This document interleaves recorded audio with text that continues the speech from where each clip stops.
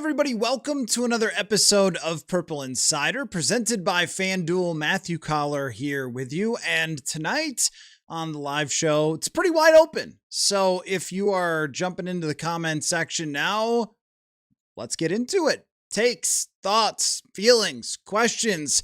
We've hit the lull in free agency. The draft takes are starting to arrive.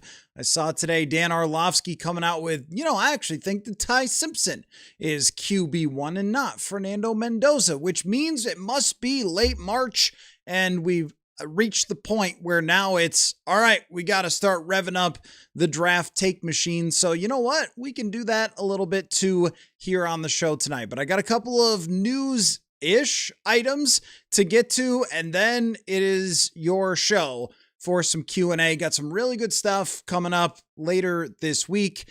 Trying to connect with Mike Sando for him to come back from The Athletic and talk about Kyler Murray and what executives think of him. Hopefully that's coming up later this week. And Matt Verderam, national writer from SI, we're going to chat tomorrow. Chris Trapasso also on the show. So we're rolling along, but there's space, there's time for plenty of discussion. So let's get into those news items. And I kind of want to use a little finger quotes because they're not news items as in the Vikings have new players or they've signed someone or there's some transaction. It's more of things that make you go, okay. That's how I would describe these news items. So let's dive in. Our first one comes from The Athletic and Alec Lewis, who wrote his article today on what is the deal with the Vikings bringing back Carson Wentz. And from reading Alec's article, which you should as well, over at The Athletic, a lot of his takeaways are very similar to mine. That when Kevin O'Connell tells you, I want a competitive and deep quarterback room, you should believe him. He's telling you the truth. He wants a deep and competitive quarterback room. And the Minnesota Vikings now have, say it with me, a deep and competitive quarterback room. They have now 4 quarterbacks, all of whom have played in the NFL, including Max Brosmer. And look, Brosmer's career doesn't have to be over after he didn't play well as an undrafted rookie in tough circumstances. So you've got him. He's played in some games before. You've got now Carson Wentz, JJ McCarthy, Kyler Murray is presumably QB1. And there you have it. A deep quarterback room. It doesn't have to be that much deeper than that in terms of reading into it. Once again, this time of year often brings out the take machine of, oh man, they paid a lot of money for Carson Wentz. They really didn't pay a lot of money for Carson Wentz. That doesn't mean something can't change. It doesn't mean the right offer can't come along or that something could happen in between now and the start of the season that would inspire the Minnesota Vikings to do something different. But as of this moment, they have a deep and competitive quarterback room. But here's what Alec Lewis had to say about this situation with JJ McCarthy, and he provided an update on what McCarthy has been up to this offseason. He said, quote, evaluating McCarthy's offseason progress is another focal point of the next couple of months. He has spent a significant amount of time in California. John Beck, a former NFL quarterback who has become one of the premier private quarterback developers, trained McCarthy ahead of the 2024 draft. The two have linked back up and are dialed in on mechanical consistencies and applying more touch. The Vikings are optimistic that McCarthy will show up committed to proving that he has made a major leap. I mean, first of all, it's good that JJ McCarthy is back with John Beck and not his college guy who couldn't help himself from attacking Chris Carter with a bunch of tweets in the middle of the season. Probably one of the dumber storylines that we had to talk about in the middle of the season. So Beck is widely respected. There's a ton of quarterbacks that have worked with him throughout the years. Of course, there are no guarantees to anything. Last offseason, Anthony Richardson worked with the same quarterback guru whose claim to fame is fixing Josh Allen's mechanics. So, there's that. But when it comes to what McCarthy needed to improve, I think we all understand that McCarthy needed to improve his mechanics. He needed to work on touch, timing, accuracy, and really just get in a lot of reps as a healthy football player. this is one of the toughest things about evaluating JJ McCarthy and about talking about JJ McCarthy is that I think we all know that if he was given more time and did not have the injury that set him back an entire year, or that had multiple injuries during the season, he would have made more progress, or at least we think so. I mean, I think it's safe to assume so, because sometimes I think about the end of 2024 training camp and where I was and what I was thinking and what I was doing and, going to Cleveland, Berea, Ohio, great place in August, let me tell you. When I was headed to Berea, Ohio, and what I was thinking in 2024 about JJ McCarthy was, yeah, this guy's going to be the future franchise quarterback of the Vikings. Now, I don't know how great he's going to be. Maybe he'll be good. Maybe he'll be amazing. I have no idea. But I certainly thought that. And then when O'Connell said it, it was clear that he thought that. And I don't think he was just being polite that day about McCarthy. I went back and watched not that long ago. What was I saying after that 2024 preseason game that JJ McCarthy had against the Raiders? And here's what I was saying: that he had made tremendous and impressive progress during that offseason as a thrower, with his touch, with his understanding of the offense, with his timing with the wide receivers during practice, and then he brought it over to that preseason game. So at very least, we have seen when McCarthy, because he didn't have an injury then between college and the NFL, he got that entire time to work and develop. That's the last time he has been healthy, is when he got drafted. This is 700 days ago when he got drafted. That time of winning the national championship, going through the pre-draft process, and then all of training camp up until the meniscus injury, that's his longest stretch of health since then, because he comes back and then by week 2, he ends up getting hurt, and then he gets hurt multiple more times through the rest of the season and could never really get into a groove where week after week after week, he's just playing. And also, as much as Kevin O'Connell was trying, and I fully believe that O'Connell was trying his butt off when it came to developing McCarthy during the season, it's just not possible. There's just not enough hours in the day. It already takes every ounce of mental capacity for an NFL player to prepare for a football game. For a quarterback to prepare for a football game, you don't have a lot of time inside of a game week, or a lot of space inside of your brain, or a lot of energy left in your body to be on the side trying to develop, unless you are a backup quarterback and you're not playing, which is why we talk so much about if McCarthy had to sit this year, it might not be the worst thing in the entire world. But this now, from the end of the season, when I assume he recovered pretty quickly from his hand injury, to when he arrives back here, will be very interesting to see how much progress has been made for McCarthy. Now, you could say that we have been a little fooled before by practice, and you'd be right. That this year during training camp, that's another thing. If you go back and watch our podcasts and listen to those, you'll see us talking about, hey, there's some good and some bad, but it's more good than bad during training camp. So practice, as Allen Iverson once said, it's not a game.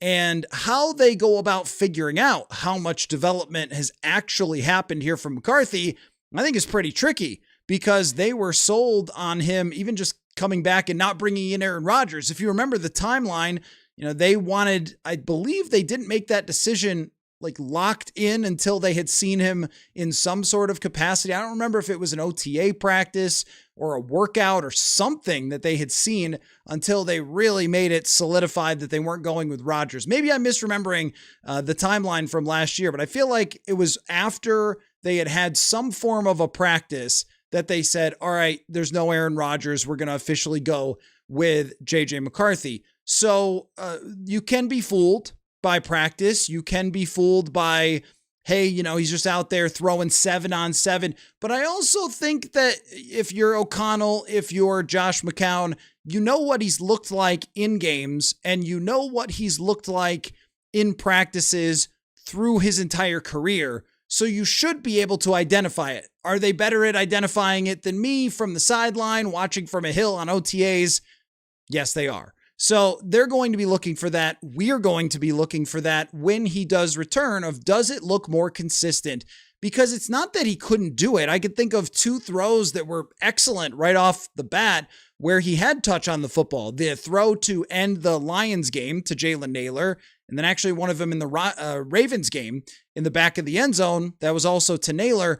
He made some of those throws. He just didn't make them consistently. And his decision-making was not also ideal, but that comes along with time. So it comes down to, do you feel like as the Vikings, you're seeing him come back looking like he has accomplished the things that I'm sure they told him in the exit meetings that he had to accomplish in order to make this any sort of competition, more likely in my mind for QB2, but I suppose possibly for QB1, depending on how things go. And health is always an issue with Kyler Murray. So were he to get hurt, he has to prove his case against Carson Wentz. Hey, I'm the guy that should be stepping up there. I think what this also says in terms of the Vikings approach is, it feels like there's a lot of people that as soon as Murray arrived here, or as soon as Carson Wentz got his contract and it came out for that whopping $3 million, that it was declared, like everyone wants to be the first person to declare it. It's over. They should trade him. Get rid of him now. Which, look, if the right offer comes along, everyone's available, right? But I think what this tells us is the Vikings don't have to, with JJ McCarthy, rush anything. They can wait and see.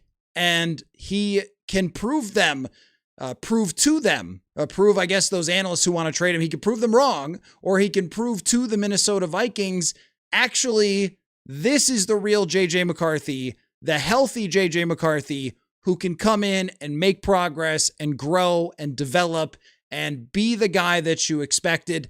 It feels like that's a little on the far-fetched side, that he could show them so much that they would say, wow, you're the quarterback now, considering the Vikings were a bottom 5 passing team last year with him as the starting quarterback. So there's, I don't think, any shot that he's just going to beat out Kyler Murray when you look at Kyler Murray's performance, even over his last 22 games. So even toss out early in his career when he was considered one of the most dynamic playmakers, he's still wildly better than JJ McCarthy, and they want to win. But what McCarthy could do is at least make things interesting. Win the quarterback 2 job. Be available if Murray got hurt. Last year, Murray gets a foot injury and goes out. Well, who's coming in? If it's Carson Wentz, then then it's over.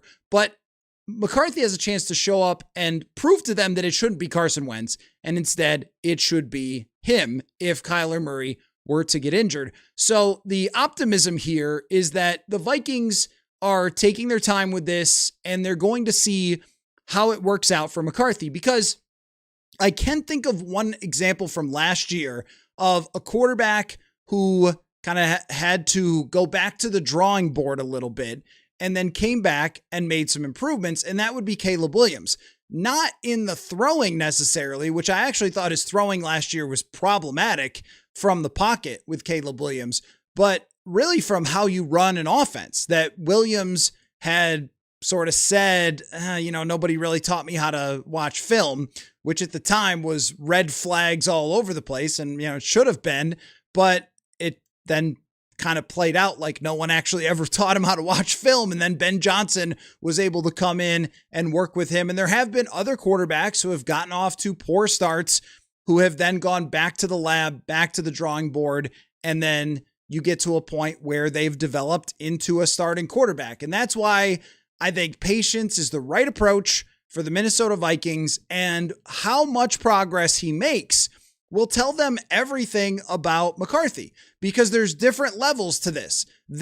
He comes back and John Beck is a miracle worker, and holy cow, he's throwing the ball like Kirk Cousins level accuracy, and he's locked into his timing with his wide receivers, and all of a sudden the ball's got touch on it. And wow, this is wonderful.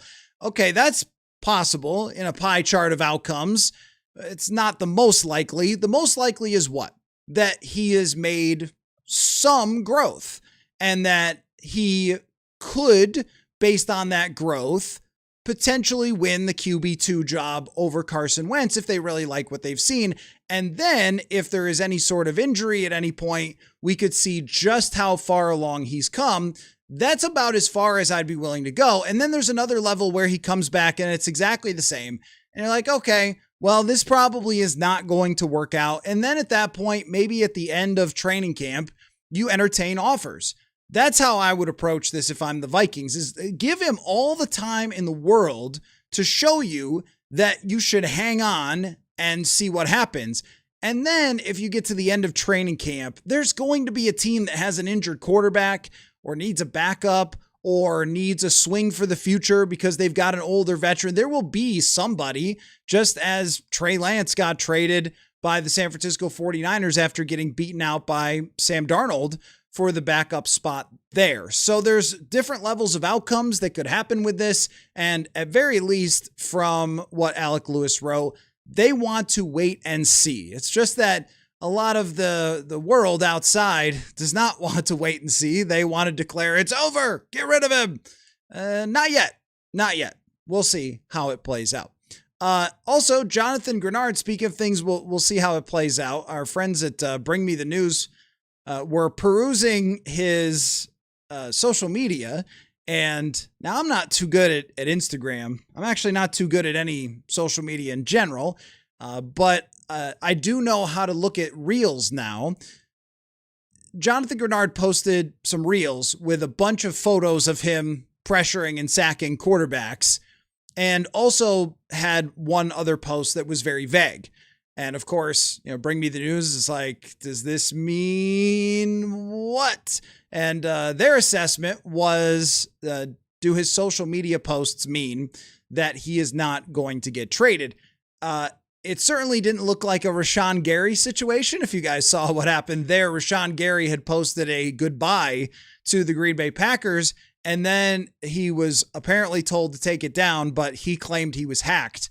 And it would be very funny if hackers were getting into other people's Instagrams to say goodbye to fan bases. Like, shouldn't you be stealing money from people's bank accounts? I don't know, but that I'm sure wasn't true. And anyway, Rashawn Gary ends up getting traded. But, the point being that usually if there's somebody going to social media to let you know what's going on, they tend to post a goodbye or something that's a little cryptic, as in, hey, maybe this is it. Certainly didn't look that way from Jonathan Greenard with him posting pictures of himself. I mean, I guess he could be saying, look how good I was. How dare you consider trading me? But I've not felt like the Jonathan Greenard trade had any real legs to it recently. We had exactly one update to the Jonathan Greenard situation since the first day of free agency. I think it was the second day of free agency, when Adam Schefter tweeted that the Vikings were considering trading Jonathan Greenard. And it was Diana Rossini, I believe, who reported that the Philadelphia Eagles had called, of which I'm sure Rob Brzezinski said, not today, Eagle Satan. There's no way that you can trade unless you're getting first round draft picks, someone as good as Jonathan Greenard, to a very good, very strong, very well-built team in Philadelphia who's also kind of owned you for a long time now. There's just no way you want to do that unless you are getting a complete steal. And even then, just Howie Roseman's on the phone, tell him we'll call him back, is kind of how you approach that. And at this moment where teams aren't really feeling the heat and aren't really feeling the pressure to make huge moves, we've seen a couple of trades, but I don't think right now, with the draft coming up, that teams are feeling as pressured. So I would doubt that they're offering first round draft picks, and probably not even second round draft picks, because Jonathan Greenard is still here. And it is an interesting back and forth, and I could be sold either way depending on the quality of the argument. There have been some people who've said, hey, if you look a year into the future, it makes sense to get draft capital. It is expected to be a deeper draft of quarterbacks next year. I know they always say next year's the best year ever, But oftentimes if they say, hey, this is a deeper draft next year, they are right a lot of times. I mean, 2024 is a good example where people were coming out by the end of the previous season and saying, hey, there's going to be a lot of quarterbacks that should be available. And even if they don't work out, all of them to be first rounders, maybe there's 3, maybe there's 4. And unlike, this year where there's 1, maybe 2 this year, depending on if Ty Simpson really is a first round draft pick or not. I kind of don't see it, but I guess I understand where people are coming from with that. I just don't see the high end. But the point just being that if you could potentially land yourself in a spot where you need extra draft capital in 2027 to move up and draft the quarterback you love, then you should probably trade Jonathan Greenard. If you are locked into the idea that you are going to have Kyler Murray as your future quarterback, well, that's also pretty questionable as well, because he has had injuries and there's no guarantee that he plays to a level where you'd believe that you can win with him long term, right? I think that bar is actually pretty high to bring back Kyler Murray. He hasn't even started a game yet. Can we really start projecting him for the future? At the same time, Kyler Murray's a real quarterback, and he's won a good amount of games in his career when the circumstances have been right. I'm not sure that I really want to give away one of the best players on the team and one of the most important leaders on the team. And we should keep in mind, too, that the Vikings don't have to do this either because he is under contract through 2027. They could just make a contract adjustment. Maybe that's what Jonathan Greenard is hinting at, and then go from there. But man, I just keep bouncing back and forth on, is it a good idea to, make a trade here? Is it, a good idea to keep Jonathan Greenard? I mean, draft capital, younger players, better cap situation. But on the other hand, look around the NFC. Just look, tell me in the NFC North specifically, which team you look at and go through their roster, go through their depth chart, and you go, no chance the Vikings could beat them. They beat the Lions last year where they threw for 3 net yards. The Packers haven't changed a lot. The Bears haven't gotten a lot better. In fact, they've lost a lot of players in their secondary who got all those interceptions for them. And they don't have DJ Moore now, who's been kind of a Viking killer through his career. I don't know. It seems plausible, doesn't it, that the Vikings could win the North? And if you feel like there's a 30% chance you can win the North, it's probably not a good idea to be trading away someone as good as Jonathan Greenard right now. My suggestion would be wait until the trade deadline or adjust his contract. This has the same vibe as for like 4 years in a row, there was always this debate with Danielle Hunter about his deal. It was like, oh, Danielle wants more money. Yes, he's worth it. Yes, he had another big season, but they don't want to sign on forever, that kind of thing. And if Greenard was 33, then I would say, oh yeah, move on. But he's not. He is only 29, and these pass rushers can stay good through their early 30s. So there you go. There's your 2 updates. Is at least something positive on JJ McCarthy. That's the first time that's happened in a long time. And Jonathan Greenard, we're now at the point of the offseason where we are trying to look at his social media posts to figure out what's going on. One other thing I did notice over on FanDuel, the Vikings are creeping.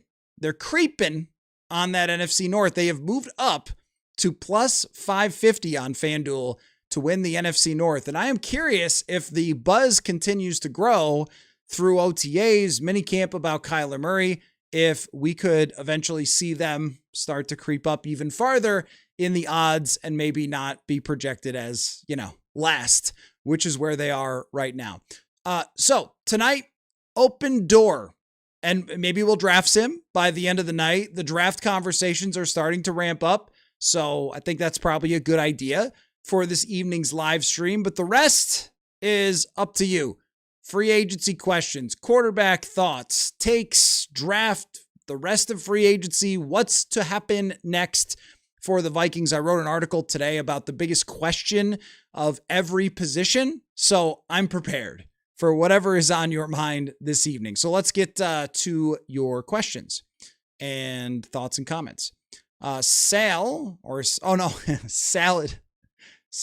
bar. That's funny. Sometimes I just read the first name. Some of you have your first and last names, so I don't want to just say your first and last name. So I'm like, oh, Sal. No, that's the salad bar. Okay. I think our ceiling with Kyler Murray is extremely high, but we shouldn't give up on JJ. He's 23. I understand the first 5 games were rough, but let's not discredit the last 5 games either. The problem with the first and second 5-game conversation is that they are not the same. They're not alike. If it was an even playing field of you played the same caliber of opponents in the first 5 as in the second 5, then I would say, yeah, fair enough.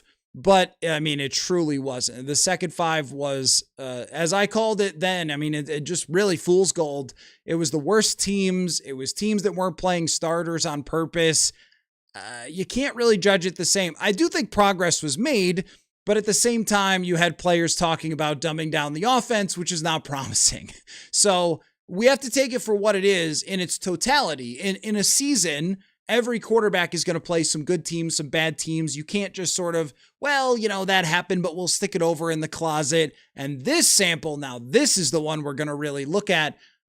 You have to look at the entire thing. And the entire thing is, I think what is the most disturbing is 12 interceptions and 27 sacks and 243 passes, 243 attempts. Kyler Murray threw the ball 540 times in 2024 and had fewer interceptions and about the same number of sacks. So that's where he's got to go. It's like that far away. But to your point, why would you give up right now? Why would you give up while he's still working out with his QB coach and trying to figure out like how to improve some of this stuff to get to that level? Wouldn't you rather just see how that works out? Why do you have to rush? You don't have to get ahead of yourself because Trey Lance was traded for a 4th. Sam Darnold eventually was traded for a 2nd. Josh Rosen for a 2nd. It's just really unlikely that someone's going to come up to you right now and say, you know what, we'll give you a 1st rounder for JJ McCarthy. It's probably not going to happen. But if somebody got desperate at the end of training camp and their quarterback got hurt, for example, then you might have someone come up to you and say, all right, fine. We'll give you a 2027 second round pick or something like that for McCarthy. And then you get to see, did he make enough progress for you to say no? Or did he make enough progress or not make enough progress? So you say yes and make that trade. Giving him a chance to prove himself this offseason, I think is pretty logical.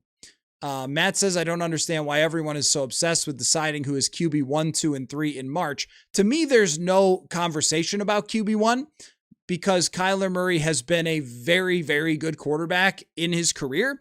And think about it this way. The Vikings signed a quarterback in Kirk Cousins once upon a time in 2018 to the largest guarantee ever after he came off of a 7-9 season, which was his worst season in Washington.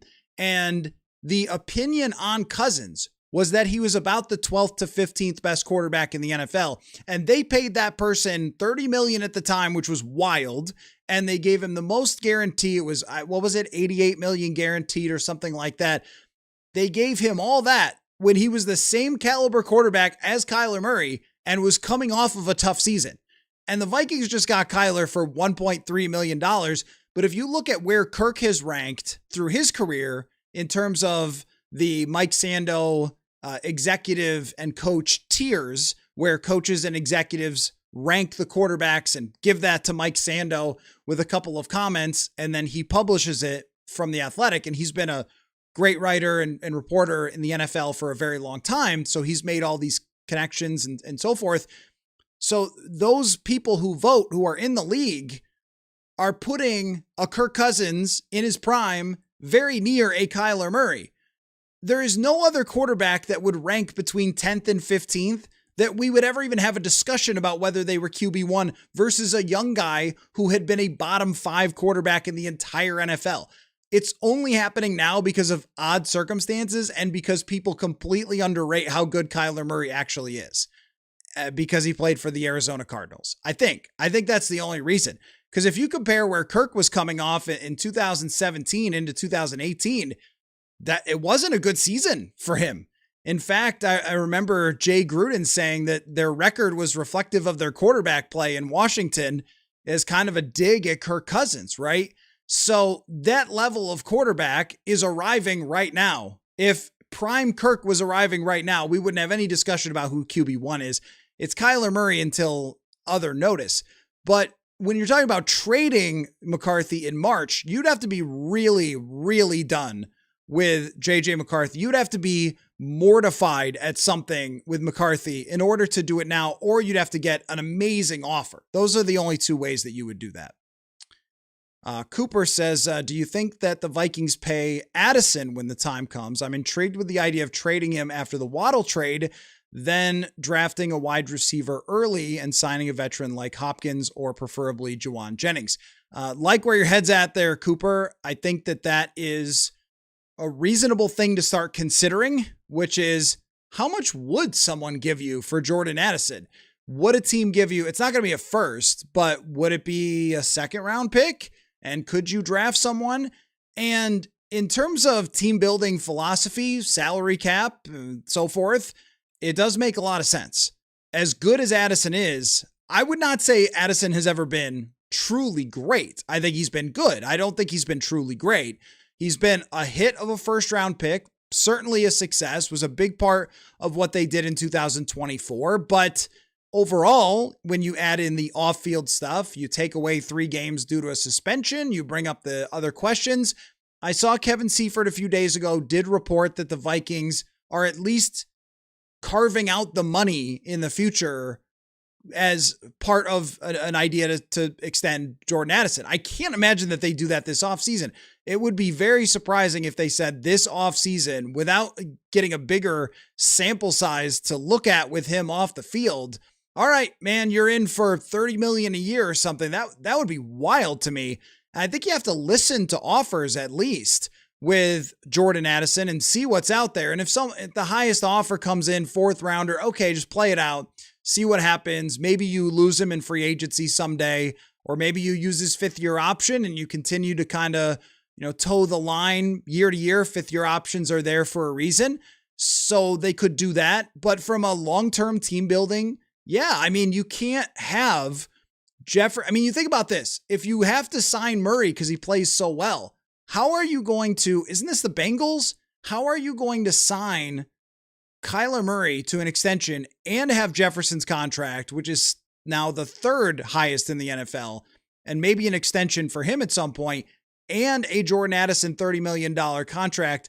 That doesn't seem like that's a great idea to put all that money into those couple guys. It makes a lot more sense to draft a young wide receiver and hope that that person works out as well as Jordan Addison. But when you draft a young wide receiver, you are weighing the odds. You're tipping the odds in your favor with a couple of things. Number one, they'll never have to face double coverage. That's nice. That will help you succeed as the number 2 wide receiver. The other thing is you have Keenan McCardell, who is one of the best wide receiver coaches in the NFL. So I like your idea. I think what they'll do is they'll probably play it out this year and see where things stand. And then if they love the way that it looks, yeah, okay, maybe. And look, after that most recent thing with the casino, that could drop the value, because if I'm another team, I'm saying, all right, I would love to have Jordan Addison, but I'm not giving you a 2nd round draft pick only to have it blow up in my face, because if anything else happens, Roger Goodell could come in and say, we've got a multi-time offender here. Now it's 8 games, right? Or whatever it might be. So another team would be taking on the risk, plus another team would be saying, yeah, now we have to pay him because we traded for him, which also moves the needle down in terms of what you're going to get back. So these leverage plays, like in theory, I like where you're at, but in practice, it might be better to just play it out. And if you want to get rid of him, let him hit free agency and eventually get a comp pick. But I'm all for trying to draft a wide receiver and seeing what the market is for Jordan Addison. There's only one guy that I would not be trading, and his name is Justin Jefferson. The Raff Cave, has there been any McCarthy quotes posted of Murray? I mean, you mean after Murray has signed? No, I don't believe that JJ McCarthy has done any interviews after Kyler Murray has been signed. Eventually, we will talk to him, I'm sure. at OTAs, minicamp, and I think that McCarthy has always been good at saying the right thing. I imagine that behind the scenes, this is one of those, the way they look at it, it's just a make or break. It's like, hey, welcome to the NFL, dude, where if you're not good enough, we replace you.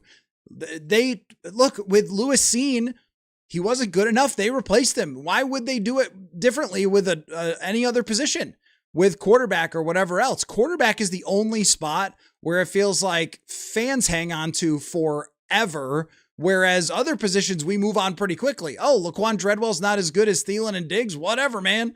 Like, just stick them in the closet and have those two play. But quarterback, there's always this, hey, maybe greatness is right around the corner. But this is the way that they treat every position in general, which is if you perform at a well below average level, which he did, then they will look for other options because they don't have all century to wait around to see if you become that guy or not and just keep running you out there time and time again, especially if they're not in a position from a timeline perspective. And that's what O'Connell basically said at the combine, which is, the timeline has changed. It's different now. If he had played in 2024, they might have been able to give him a couple of years to see where he was at. But instead, now they really need to win. That was an acknowledgement of like, we got to win with this team. It's got to win with the situation that he's in. But in terms of what he's going to say, McCarthy has always, I think, been very good at saying the right things at the podium. There's a few times where he's caught me off guard with a comment. Last year when he said he thought he had done enough to be the QB1, I was a little surprised by that because I thought, I kind of expected him to say everyone has to earn their job. And I don't know, like that just didn't come across like I had expected. But I think with Kyler, you're going to hear him say similar stuff to what happened with Sam Darnold. And if it's different than that, then it would be a big red flag. If it's not, hey, I'm here to compete, like we want to win games and I'm going to do everything I can to show the team that they should believe in me. That's where he should be at with whatever public comments eventually come out. If it's different than that, then the conversation might change about a trade or whatever else. Salad Bar says the only way I'd want Murray to stay is if we make the NFC title game. Well, that is a really, really high bar. I think, in fact, that's like a kind of a crazy high bar because if you were to, how about this? You make the playoffs with 10 wins and Murray plays really, really well. He throws for 3,800 yards, 24 touchdowns, 10 picks. I'm giving you his stat line from 2024. Runs for 500 yards, 5 more touchdowns. He plays really, really well, and he's PFF's 12th best quarterback. Again, this is exactly what he did in 2024, and you win 10 games. That's some really darn good quarterback play. Do you want to roll the dice if you were to go to the divisional round? Do you want to roll the dice and say, you know what, let's move on from our very good quarterback and go draft somebody else with the 24th overall pick?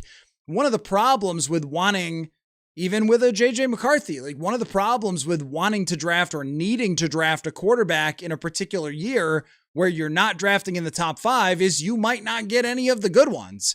If the Vikings went into 2027 saying, well, I guess, Murray played great, but we're going to move on and draft someone else, that has to come along with a complete teardown, which if they decided to do, and it was truly a complete teardown, then yes.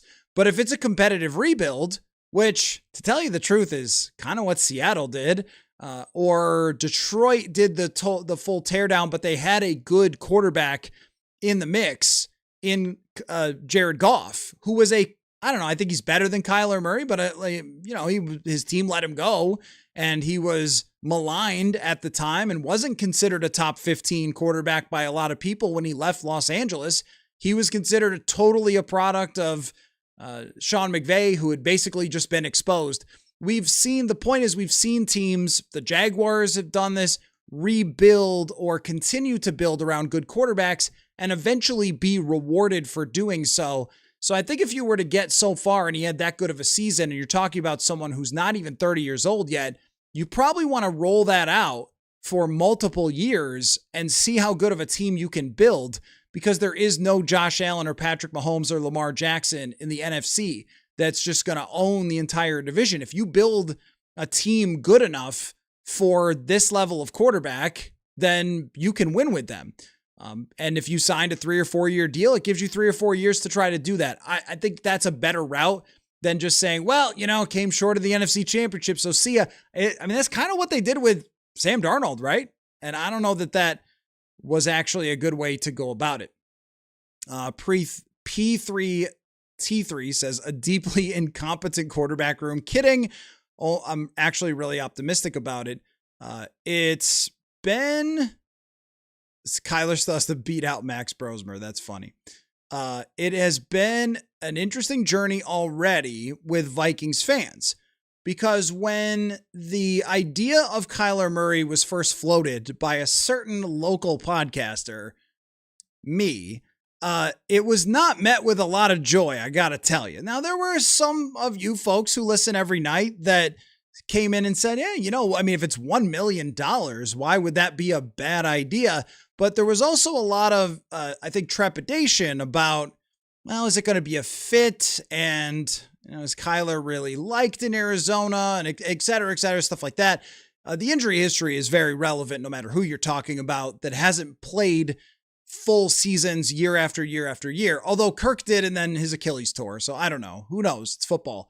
But I've seen a lot of warming up recently to the idea of Kyler Murray. And this goes from our comment section, but also in the national media, a lot of people have seemingly come out and talked about how they think this is a good fit. And one of the reasons I think for this is that everyone started looking into it.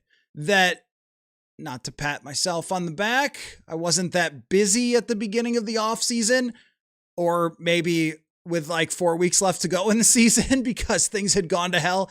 I started watching Kyler tape. I started looking at his data as just one of a bunch of guys who we started doing that with, Derek Carr and whatever other options, when it kind of became clear that they were going to look at other options.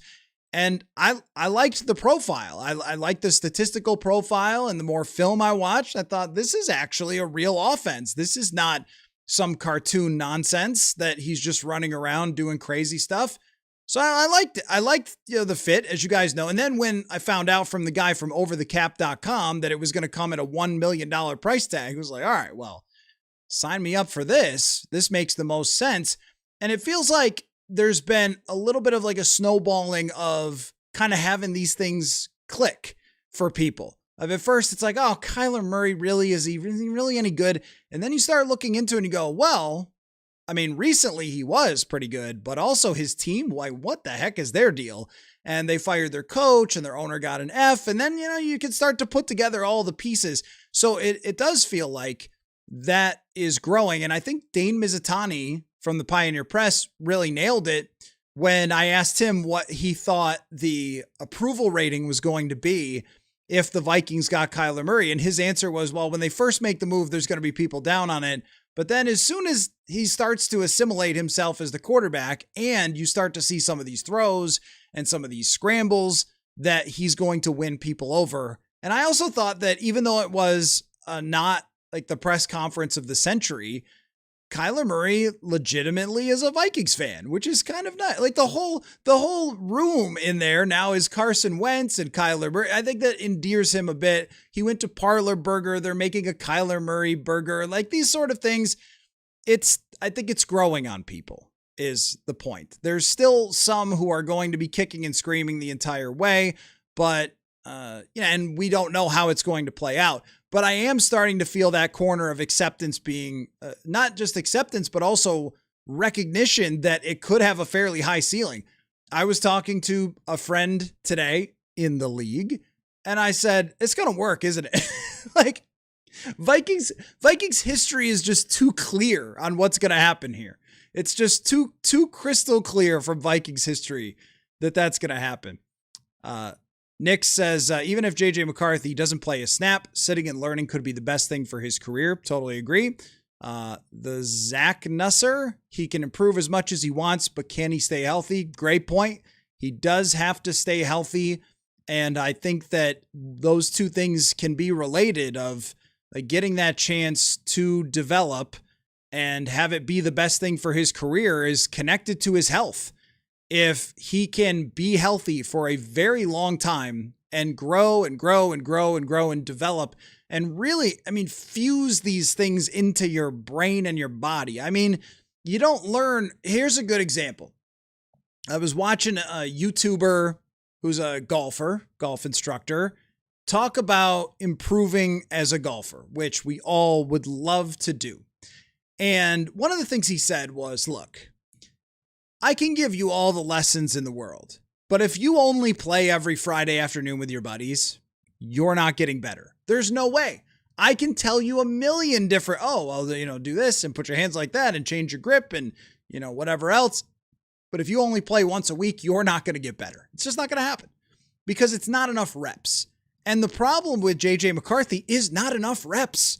It's not enough reps to be able to finish his first training camp or multiple preseason games or behind the scenes. Think about how many passes are thrown. I did this one time. I had this story plan and it didn't end up working out, but I had this story plan one time where I was going to count up how many passes Kirk Cousins made in a training camp practice. I guess I could still do this at some point.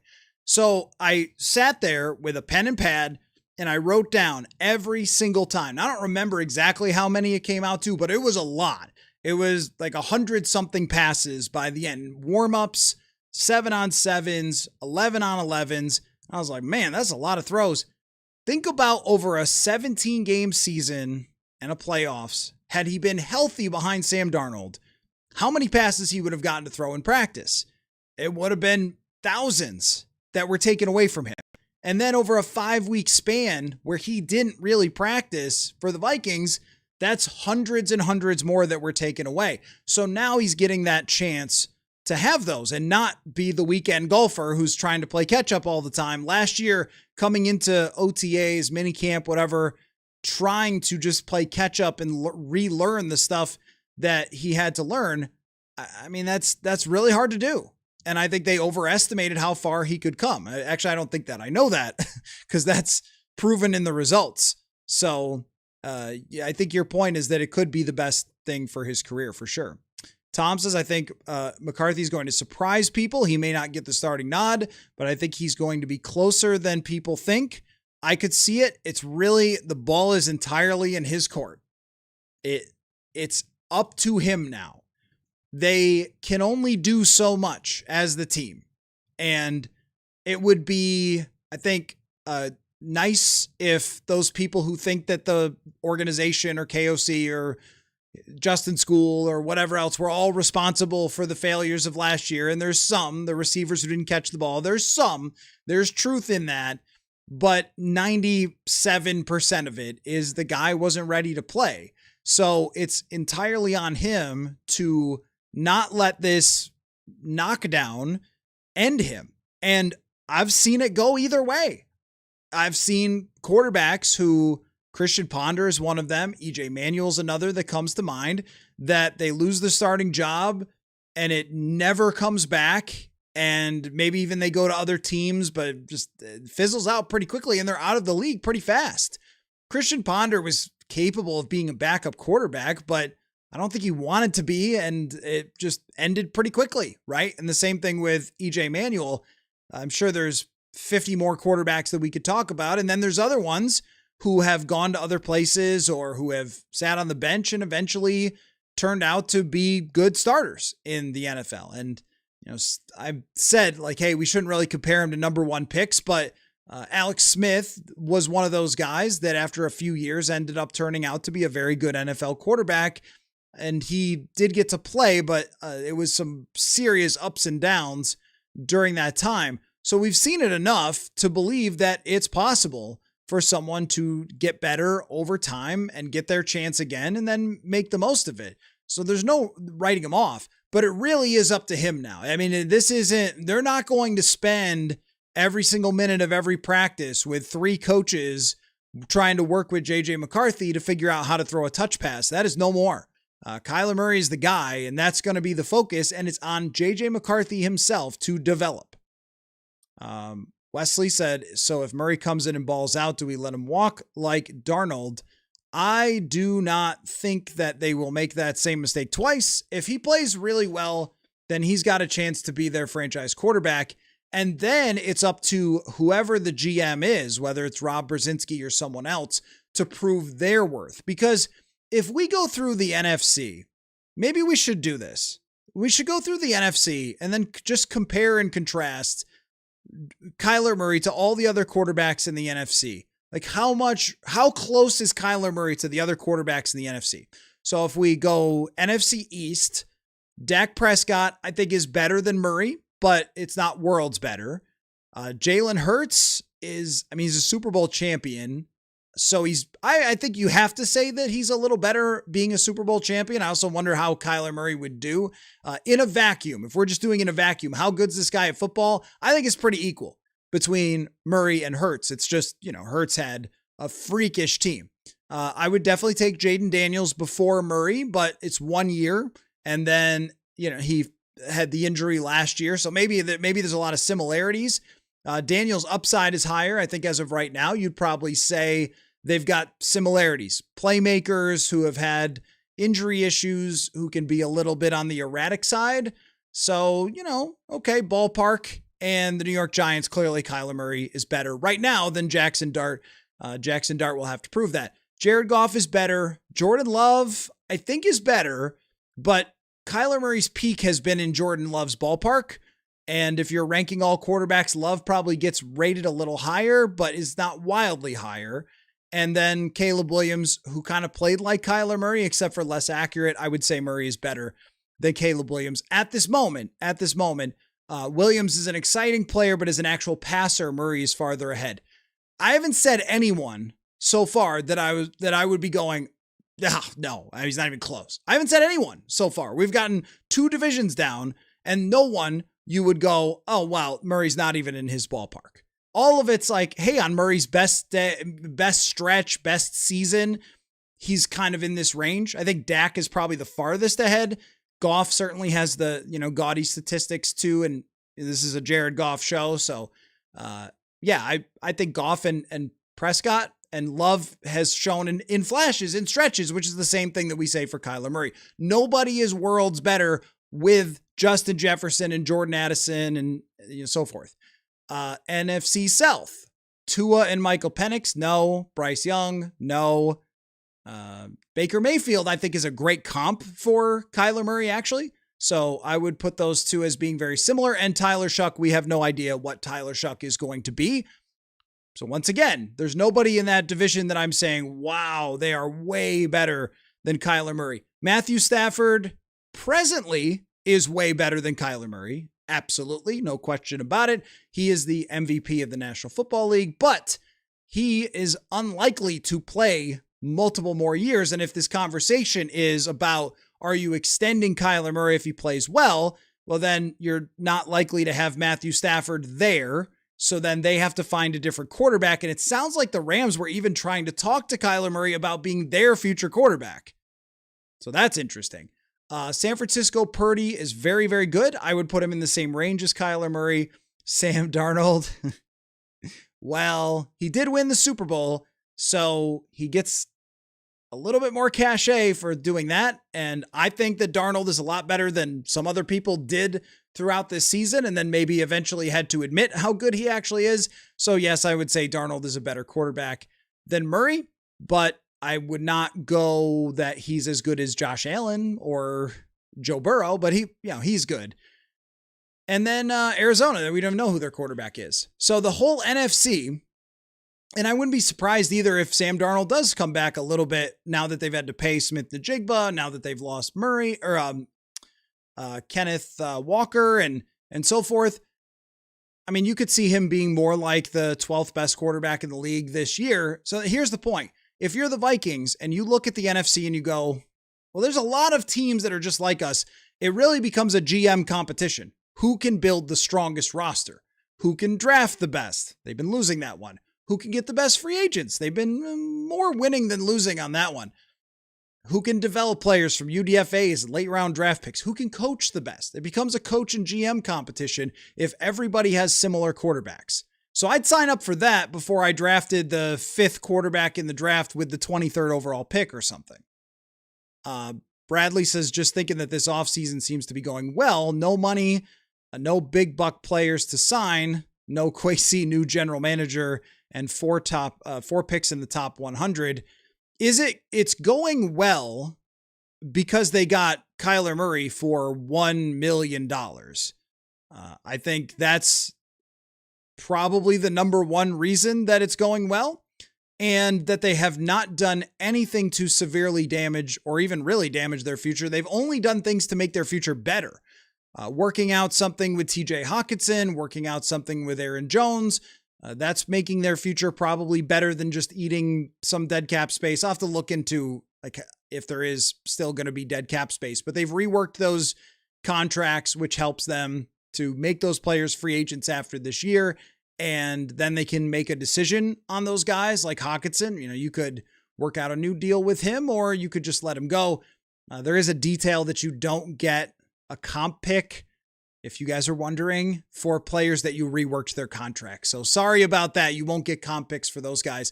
The defensive tackle room would be the one where I would go, I'm not so sure that it's worked out great for you, but if you got development, drafted a player there, maybe sign a guy late in the offseason, could you get something similar to what they got from Allen and Hargrave? I think so. And you could get a serious improvement in run defense from somebody if you draft someone, a Caden McDonald or a Darrell Jackson, or one of those big behemoth guys, or even if they went Caleb Banks really early in the draft, that could help. Or if you go into free agency, there's still a few guys left. DJ Reader is a good choice. Shelby Harris is a good choice. So they could get to a point where the offseason is equal in most other areas, because I think that's kind of how it is. It's equal in most other areas except for really defensive tackle. And they, I think, have needs at each spot. But when I look at last year's roster and compare depth chart for depth chart, that's the only spot that I would say is really different other than center. But they ended up having to play Blake Brandel at center a lot last year anyway. Jay says, why don't the Vikings trade JJ for a 3rd or 4th round draft pick? I think if you're doing that right now, you're sacrificing an answer if Kyler Murray were to get hurt. That's would be an issue, is with trading McCarthy at all, and you're not getting that much out of it. Trading McCarthy at all is, look, they showed that they can, under the right circumstances, win some games with JJ McCarthy. And many of you have pointed out that they went 6-4. I kind of argue that it's more like 5-4 because, well, Brosmer had to come in and win the one game and he didn't play the full half against the Packers. But one way or the other, you could win some games with JJ McCarthy, probably more over a long term, at least you'd think so, than Carson Wentz if he takes a step forward. That's if Kyler Murray were to get hurt. But if he plays really poorly in training camp and shows no progress whatsoever, then yeah. But don't do it right now. If you do it right now, the value is low. No one's desperate for a quarterback. You might get somebody who's very unhappy with their quarterback competition, Arizona or whatever the hell is going to happen in Cleveland or Pittsburgh, that just says, you know what, give us your kid. We're going to aim for the future. So doing it now feels like low value. Also, teams don't like to trade the draft that they've just spent so long preparing for. They'd prefer probably to trade after the draft when we get to this point and send draft capital that they don't have to think of for a long time. Nick, only way McCarthy starts week 1 is if Kyler Murray's hurt. We do not want this outcome. Fair enough. P3T3, there's no rush to move McCarthy if there's any chance he might become something. I think that's totally fair. BM, excited that JJ is really doing everything he can to complete a touch pass going from his going into his 3rd NFL season. I'm sensing a little bit of snark there, BM, and I think that it is justified. It's just because it isn't his fault. He did not injure himself. It wasn't like he was skydiving when he tore his meniscus. He just was trying to play football. But it also is not a situation where you can just wait for everybody. It is not like everybody's equal And if somebody gets hurt and falls behind in their development, the team can't sit around and go, well, there's a reason he fell behind in his development. So, we've got to help him along. You really don't. Like, you got to go win football games. This isn't elementary school where you have a teacher who, if someone falls behind, is supposed to help the student get back with the other students. It's not like that. It's a competition. And McCarthy, as of this moment, still trying to learn how to throw a touch pass going into year 3. I tend to agree with what you're saying. At the same time, there's been other flawed quarterbacks who struggled mechanically, who eventually turned a corner. It just took time.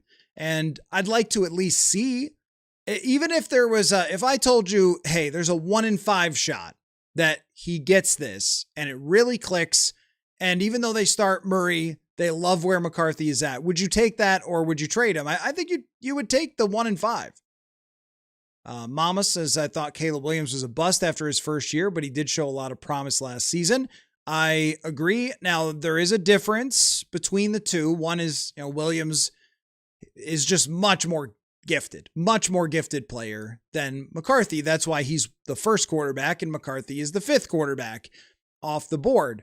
But there were some of the same issues, and immaturity is one of them. That when you throw in a quarterback that young and you set the expectations, and that's another similarity, is that Williams, remember what people were saying about Caleb Williams when he got to Chicago? This is the best situation that any number 1 pick has ever had in NFL history, which probably was true, but I mean, that's a weird way to frame it since most teams are tanking and are awful.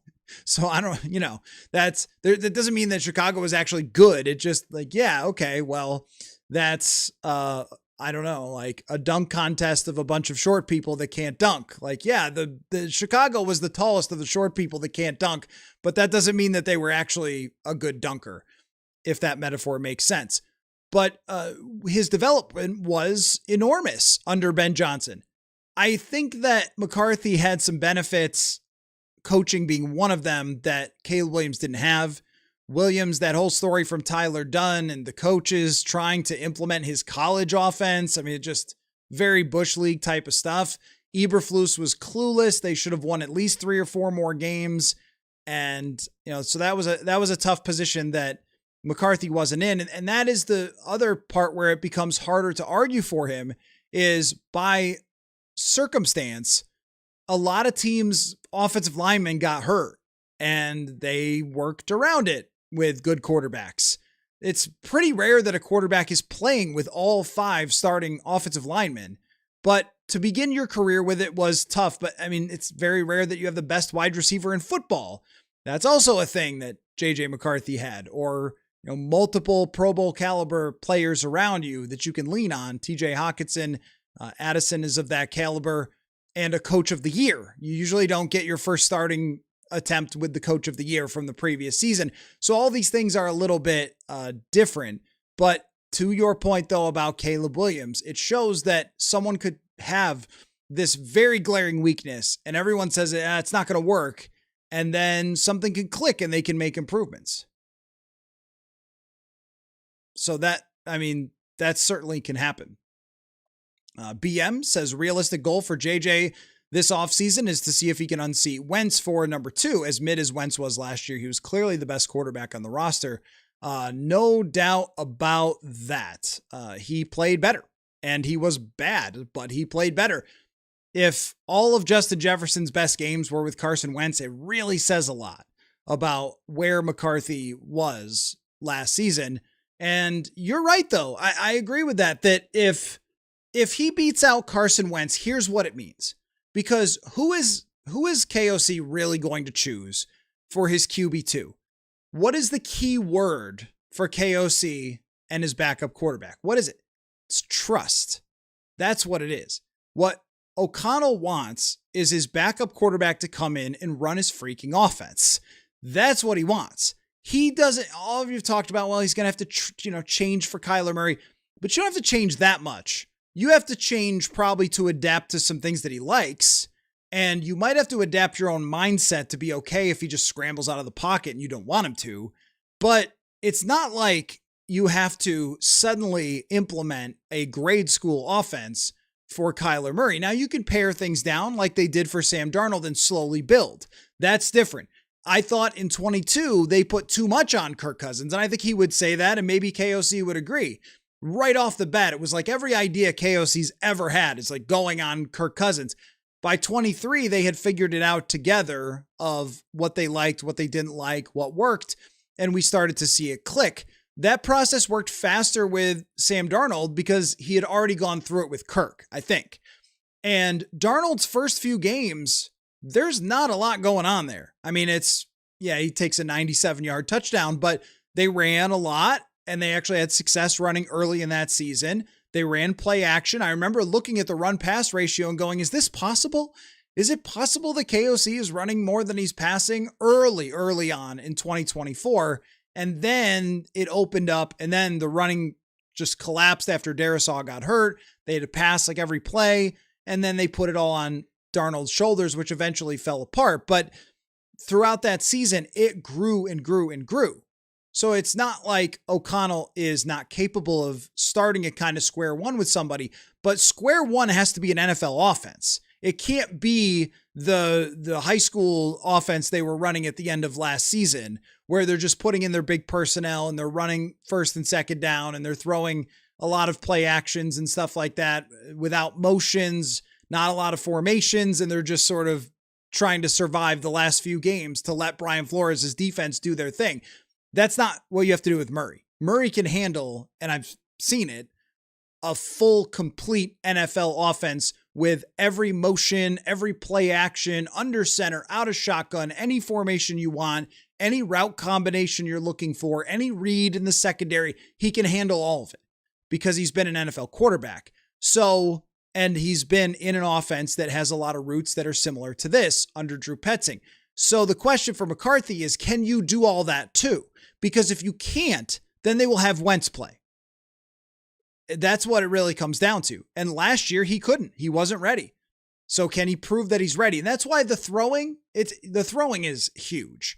But I thought the timing was the problem as much as throwing it. So throwing routes on air is great and learning technique is great, but it's really going to come down to, can you get the timing of the offense down for JJ McCarthy? David says JJ won't get first team reps. Murray needs all of them to learn KOC's system. KOC would hate to see JJ look better than Murray. Well, he's not going to look better than Murray because Murray is a really good NFL quarterback who's had way, way more experience. And also, guys, I think you need to just look at his Wikipedia. Just take a look. Just take a look at his Wikipedia and his background. And like, this guy is an alien. He really is. From high school, he, at the time, and I don't know if this has happened since, at the time in high school, he won the Texas High School Player of the Year award. Like it's Mr. Texas Football or something like that. Twice, which no one ever had before. And he went 42-0 as a starter. And I know, like, hey, this is high school. It doesn't matter, whatever. He goes into college, and I forget what it is, like throws 40 touchdowns, wins the Heisman. I mean, this is somebody whose pedigree is through the roof. His raw talent is in the background of being incredibly accurate as a passer. And in practice, I'm certain that it's going to look really good for Kyler Murray because his accuracy is phenomenal. And his timing for hitting the back foot and letting the ball go, when he does it and he throws on time, he can put that football in between the numbers anytime he wants to. And that's just something that in a practice field is going to look very different from someone who has been struggling with accuracy and throwing technique and everything else.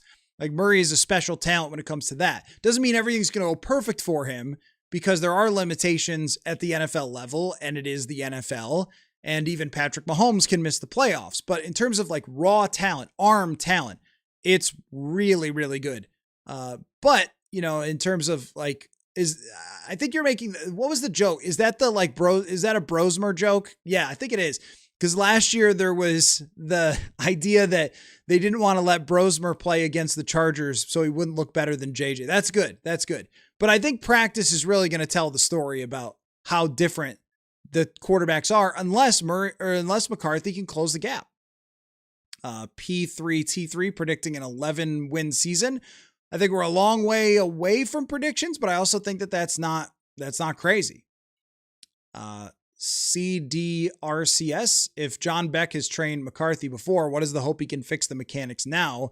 Should have gone after Josh Allen's coach. Well, like I said, I mean, Anthony Richardson worked with Josh Allen's coach and didn't have any different results. So there's no miracle workers. There are a lot of people who might claim that they are in the quarterback space, or maybe even whisperers, some might say, some might say, but there's no miracle workers in football. If there were, that person would make $1 billion a year, because that's what it would be worth to take balls of quarterback clay and turn them into beautiful gold.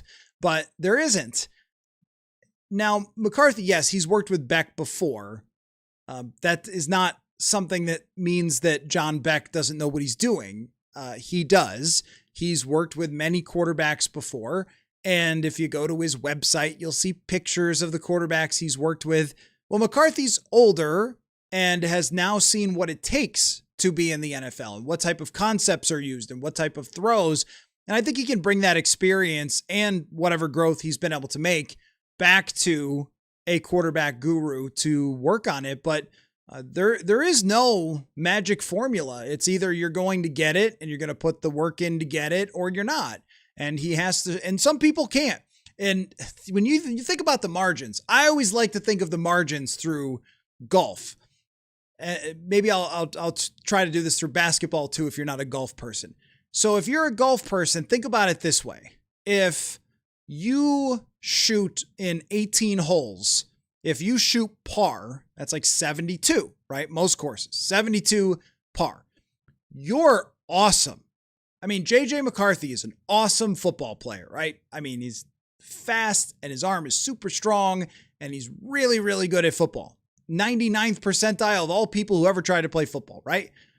But the thing is that the top level pro golfer on the same course that amazing golfer hits 72, they're going to play 10 under par.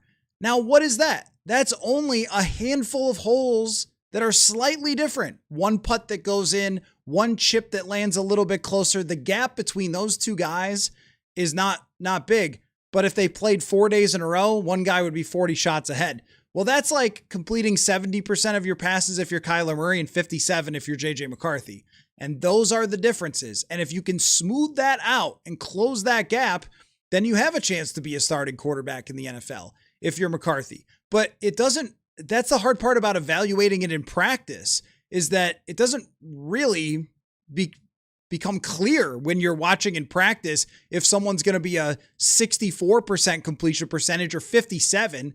I mean, that would be an amazing eye. That would be like, that was an issue. I think it came up in Moneyball where, can a scout really tell if someone's going to hit 230 or 250? And the answer is probably not. And yet the difference between 230 and 250 is a lot. Some scouts would probably tell you yes, but I mean, that's one hit a week is a difference between being a 270 and 230 hitter in baseball. Basketball, it's what, 1 3-pointer every 3 games is the difference between 40% and 32%. 32, you're terrible. 40, you're making $100 million, right? The gaps are small. So how do you close them if you're JJ McCarthy? How do you make yourself get to that level of consistency? And I mean, it's a start. It's a start. And we've seen him at least get closer at times in practice in 2024, because there was real development there. I didn't imagine that. Brett says, isn't Mendoza older than McCarthy? Let the kid compete. The thing about that is, yes. Okay. Yes, that's true. But with quarterbacks, those little age differences, I just don't think that they mean a lot. Like, I know what you're saying, and sure, if you went back several years with Mendoza, then you would probably say, well, yeah, he wasn't ready to be an NFL quarterback then. Fair enough. But generally, when it's been looked at, it is year 1, year 2, year 3 tells the story, as opposed to how old someone was at the quarterback position. Jay Moles, we have JJ for 2 more years, possibly if we wanted his 5th year option. 3, If he's looking better, they should keep him and Kyler for the next three. If Kyler plays really well. Both are injury prone anyway. I do think that you get to a point where it's just better to move on for everybody. Whether it's a draft capital situation or it's just grown uncomfortable, or maybe you think you can improve by trying to draft the quarterback of the future and you've already decided it's kind of over. But I understand your point. I mean, they have contracts, and if you signed Murray to an extension and you still had JJ McCarthy for another year as a backup quarterback, you might as well keep him. It usually ends up to a point, though, where both sides just say, all right, like, for example, the Arizona Cardinals right now and Kyler Murray, both sides got to a point where they said, it just doesn't make sense for you to be here. It doesn't make sense to have Kyler Murray win them 7 games. It makes much more sense for them to get Arch Manning or whoever else at the top of next year's draft and play Gardner Minshew. It just makes more sense. And that could be, hey, it just makes more sense to trade JJ McCarthy after, I don't know, he's shown some development. He's gotten into a couple of games. Maybe he has a really good preseason and some other team comes calling that's desperate and says, all right, fine, we'll give you a 2nd round pick. Thanks for the development. We'll take McCarthy. But yeah, I mean, you can let this play out slowly. That I totally agree with. BM says, Love and Goff are for sure better overall quarterbacks than Kyler. You could make an argument that Caleb has grown to become a taller Kyler. I don't think Caleb is playing similar football to Kyler at all. Because Kyler is way more accurate than Caleb Williams. I mean, crazy more accurate. We're talking a gap, and completion percentage is not accuracy. I understand that. But we're talking about a gap of like 13% between those two. And when you look at Pro Football Reference, go check this out, has on target percentage and bad throw percentage. And Kyler Murray is top notch, like top 10 when it comes to those. Goff so here's the thing about Murray. Goff and Love, if we compare their performances to Kyler Murray's 3 seasons where he's been really good, Goff certainly has more gaudy numbers, and I would agree, like, with that situation, and he's been better. He does have this catastrophic issue when there's pressure, which I would factor into that conversation, and he certainly does not. Well, here's the crazy thing. If a quarterback passes for 4,300 yards and scores 35 touchdowns, you're like, wow, what a throwing season that guy had. No, you don't say that. You say, what a great season he had. You don't say, what a great season throwing versus what a great season running. Kyler Murray in 2024 totaled 4,300 yards-ish. I think it was 3,800 and change and 500 and change. So like a 4,300 yards. And he scored 29 touchdowns and threw 10 interceptions. But we just look at the running as like, that's over there. That's over in the corner, this thing with the running. But when you start adding it up and going, all right, well, how many quarterbacks in 2024 had more than, I guess we could look this up. Maybe we should look this up. How many quarterbacks in 2024? And I know other quarterbacks had, it's true that other quarterbacks had running too, but not Jared Goff. So if we're making that comparison, let's take a look.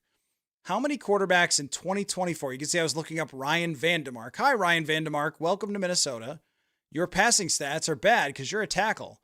All right, let's take a look. So if we just look at passing yards and touchdowns, so Goff's 2024 was phenomenal. 37 touchdowns, 12 picks. And I don't think Murray is better than Goff, but here's a way to look at this. There were only 5 quarterbacks who threw for more than 4,300 yards, and they're all pocket quarterbacks. Darnold, Geno, Baker, Goff, Burrow. Lamar Jackson had 4,100 yards and then ran for like 1,000 and should have been the MVP with 41 touchdowns in 2024. So if we look at Murray, he finished with 3,851 and 21 touchdowns. So I thought it was 24. It's 21. And he had 5 rushing, which made it 26. So if we added his rushing yards, which was 521, then he gets to he would have been 6th. So that's what I mean about those rushing yards is how we just forget. He would have been 6th in passing yards if we added the rushing and passing. So total yards and touchdowns, he had 29. And I know some of these guys had running touchdowns like Josh Allen and Bo Nix, but 29 touchdowns puts you in the top 10 of total touchdowns from your quarterback. So that's kind of the point about Murray and some of those statistics of like how good Kyler actually is. And that was just 2024. It's not even his best season. And it's just that running element, we kind of ignore it. Like, oh yeah, well, he kind of runs. Like, well, when you see him run for a 35-yard gain after a blitzer comes free, you'll feel a little differently about him. But the reason he's better than Williams right now is accuracy. It's just a lot better than Caleb Williams. But Goff and Love, yeah, I think you could certainly argue they're better. Worlds better, no. It's the same with Dak. It's like Dak is definitely a better quarterback than Murray, but he's not worlds better than Murray. They all have their ups and downs. They've all had different things happen when circumstances have changed. Dak Prescott's had 8-win seasons when he hasn't had good teams. And he's missed the playoffs plenty in his career. When he's had great teams, he's been the number one offense. And the same for Jared Goff. I don't think, if we put it in those terms, if everything was right for Murray, I don't think they're the number one offense. I would say that, where Jared Goff, Dak Prescott, maybe Jordan Love could potentially get there.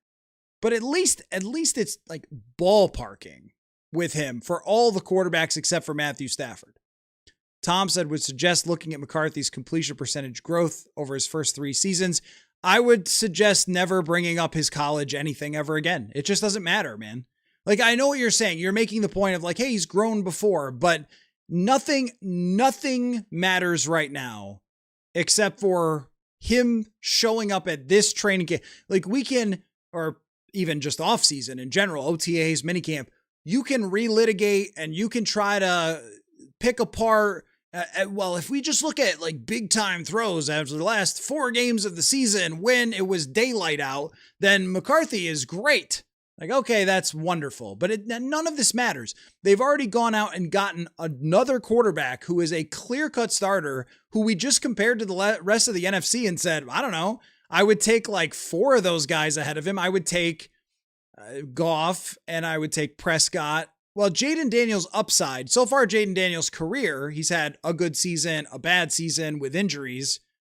So, future, but if we're talking like to win, I don't know, 1 game right now, I mean, it's close. Future, I would take Jaden Daniels next 10 years, but where is he as a quarterback at this exact moment? I think it's close between those two. There's not that many. That's kind of the point. So JJ McCarthy has had his team already go out and get someone else at quarterback, and now they're hoping that he can go to a quarterback guru, work over the summer, and become better at maybe the most fundamentally important thing in this offense and for any quarterback in the NFL. That is nothing, and I know it's not your point, so I don't mean to misconstrue your point, but like your point is, hey, this kid has always been able to grow. It's fair enough. Maybe not so much last year, but you could maybe make the argument at the end of the season. But none of that really matters except for he has to just show up and prove it. Because whatever's happened in the past, whatever he won before at IMG and Michigan and whatever else, it's sort of off the table at this point. I think that his reputation has to be proven correct. His reputation coming out was that he was very smart and that he was going to have the highest degree of character. He was going to work the hardest. Nobody was going to outwork him. He was going to make major gains and improvements, and he was going to be selfless, and he was going to put, everything into football, dedication 24/7. It's now or never. This is a make or break type of situation. BM says there isn't a GM in the league that should pick up and call Howie Roseman. I agree. That's not a good idea. You should probably just avoid trading with the Philadelphia Eagles. P3T3, who leaks info on a potential Jonathan Greenard trade, his agent looking for leverage on a deal? That's a good question, actually. Which side would tell Schefter? Would it be the agent because he's maybe frustrated with the contract negotiations and maybe it's been brought up that they could trade him and says, all right, Schefter, put it out there. We want to go somewhere else. Or would it be the team that is saying, Jonathan, if you don't want to play on this contract, we'll just trade you. And then or could it be the team saying, hey, I wonder what's out there. Let's have Schefter tweet it out, because remember, Stefan Diggs' tweet, this is how crazy the world is. Stefan Diggs' tweet was seen. Remember, he said time for something new or whatever it was, cryptic stuff that he threw out there. His tweet was seen by the Buffalo Bills, and they were like, we better call the Vikings and see if he wants out. That's how they got Justin Jefferson. The story of the Vikings getting the best receiver of a generation starts with Stefan Diggs tweeting after they extended Kirk Cousins. Oh, man, why would you watch any other sport? This is ridiculous. So I don't know who leaked it out, but clearly the offers haven't been enough. Otherwise, he'd be an Eagle or whatever. Is that Kyra? Do anything to keep Harrison Smith? It's up to Harry. You know, Harry was playing in the flag football thingy the other day, which I was not tremendously shocked to see guys who took it incredibly seriously versus some NFL players who were trying to have some fun out there. But, you know, I mean, I guess that's okay. I would be so mad if I was the Bengals. I'd be like, wait, someone could step on Joe Burrow's foot during this, but Harry was out there doing that. I don't know what Harry wants. It's clear that the Vikings, what I do know is that the Vikings would take him back if he wants to come back. It's all on him, whether he wants to return or not. He has not given them, it seems, a clear-cut answer. As of right now, they haven't done anything with the safety position, and I don't even think that a draft pick would tell us this. We might not get this answer until training camp, because if you're Harrison Smith at this point, you don't need any further training on this defense. Like, you call the defense, you know it as well as the defensive coordinator does. So Smith could take the entire spring and summer off and then just arrive in training camp and say, I'm back. I've worked out a new contract. We might not get an answer that soon on Harrison Smith. BM, the NFC North filled with B+ teams. I think you could say that for if I'm going to do this at some point, I want to try an experiment this year, because I've always really not liked power rankings very much. And one of the reasons that I don't like power rankings is they're mostly just the standings. And I think that there was a time last year, because you guys know I follow the WNBA pretty closely. There was a time last year where ESPN's power ranker for the WNBA went 13 for 13 with the standings. It was just the standings. And I'm not calling that person out. That's just usually how it works out. And in the NFL, it's an 80% of just how the standings end up playing out is the power rankings. I would like to try, maybe I'll call it, because I think if you guys heard Wembanyama say ethical basketball, it's like become kind of a funny thing people use. I'd love to try ethical power rankings. That's what I'm going to try, where we actually stick to the point of power rankings. The reason you do power rankings is because you are not a reaction to standings. You're just saying who you think the strongest teams are, regardless of what the standings are. So if you are doing it right now, and I want to try this, I'm going to put this together for some night. I'm going to try power rankings. I want to do it in a way of, I'm not making the Seattle Seahawks the number one team because I don't think they're the number one team for next year. Not because, well, last year they won the Super Bowl. Last year, Kansas City missed the playoffs. But, how far do I want to put them up where I think they're going to be at the end of this year, and then stick to those? And that's the goal, not just with the standings where, team won against another team, I'm going to just move them up or down because of a win or a loss last week, and I'm just going to overreact to that, or the standings. We're going to try ethical power rankings at this point. What was the point of this? Oh, I know. The NFC, if you were power ranking them, would be, it's going to be when I do it, and I'm going to put more work into it than I should. I'm going to put a lot of time. I'm going to think about it a lot. Maybe we'll do this later this week. And because unless the Vikings are going to sign anyone, we'll have some time to play around. Where would I put the Vikings? Where would I put the Bears, the Commanders? There's just a lot of teams that you have questions about.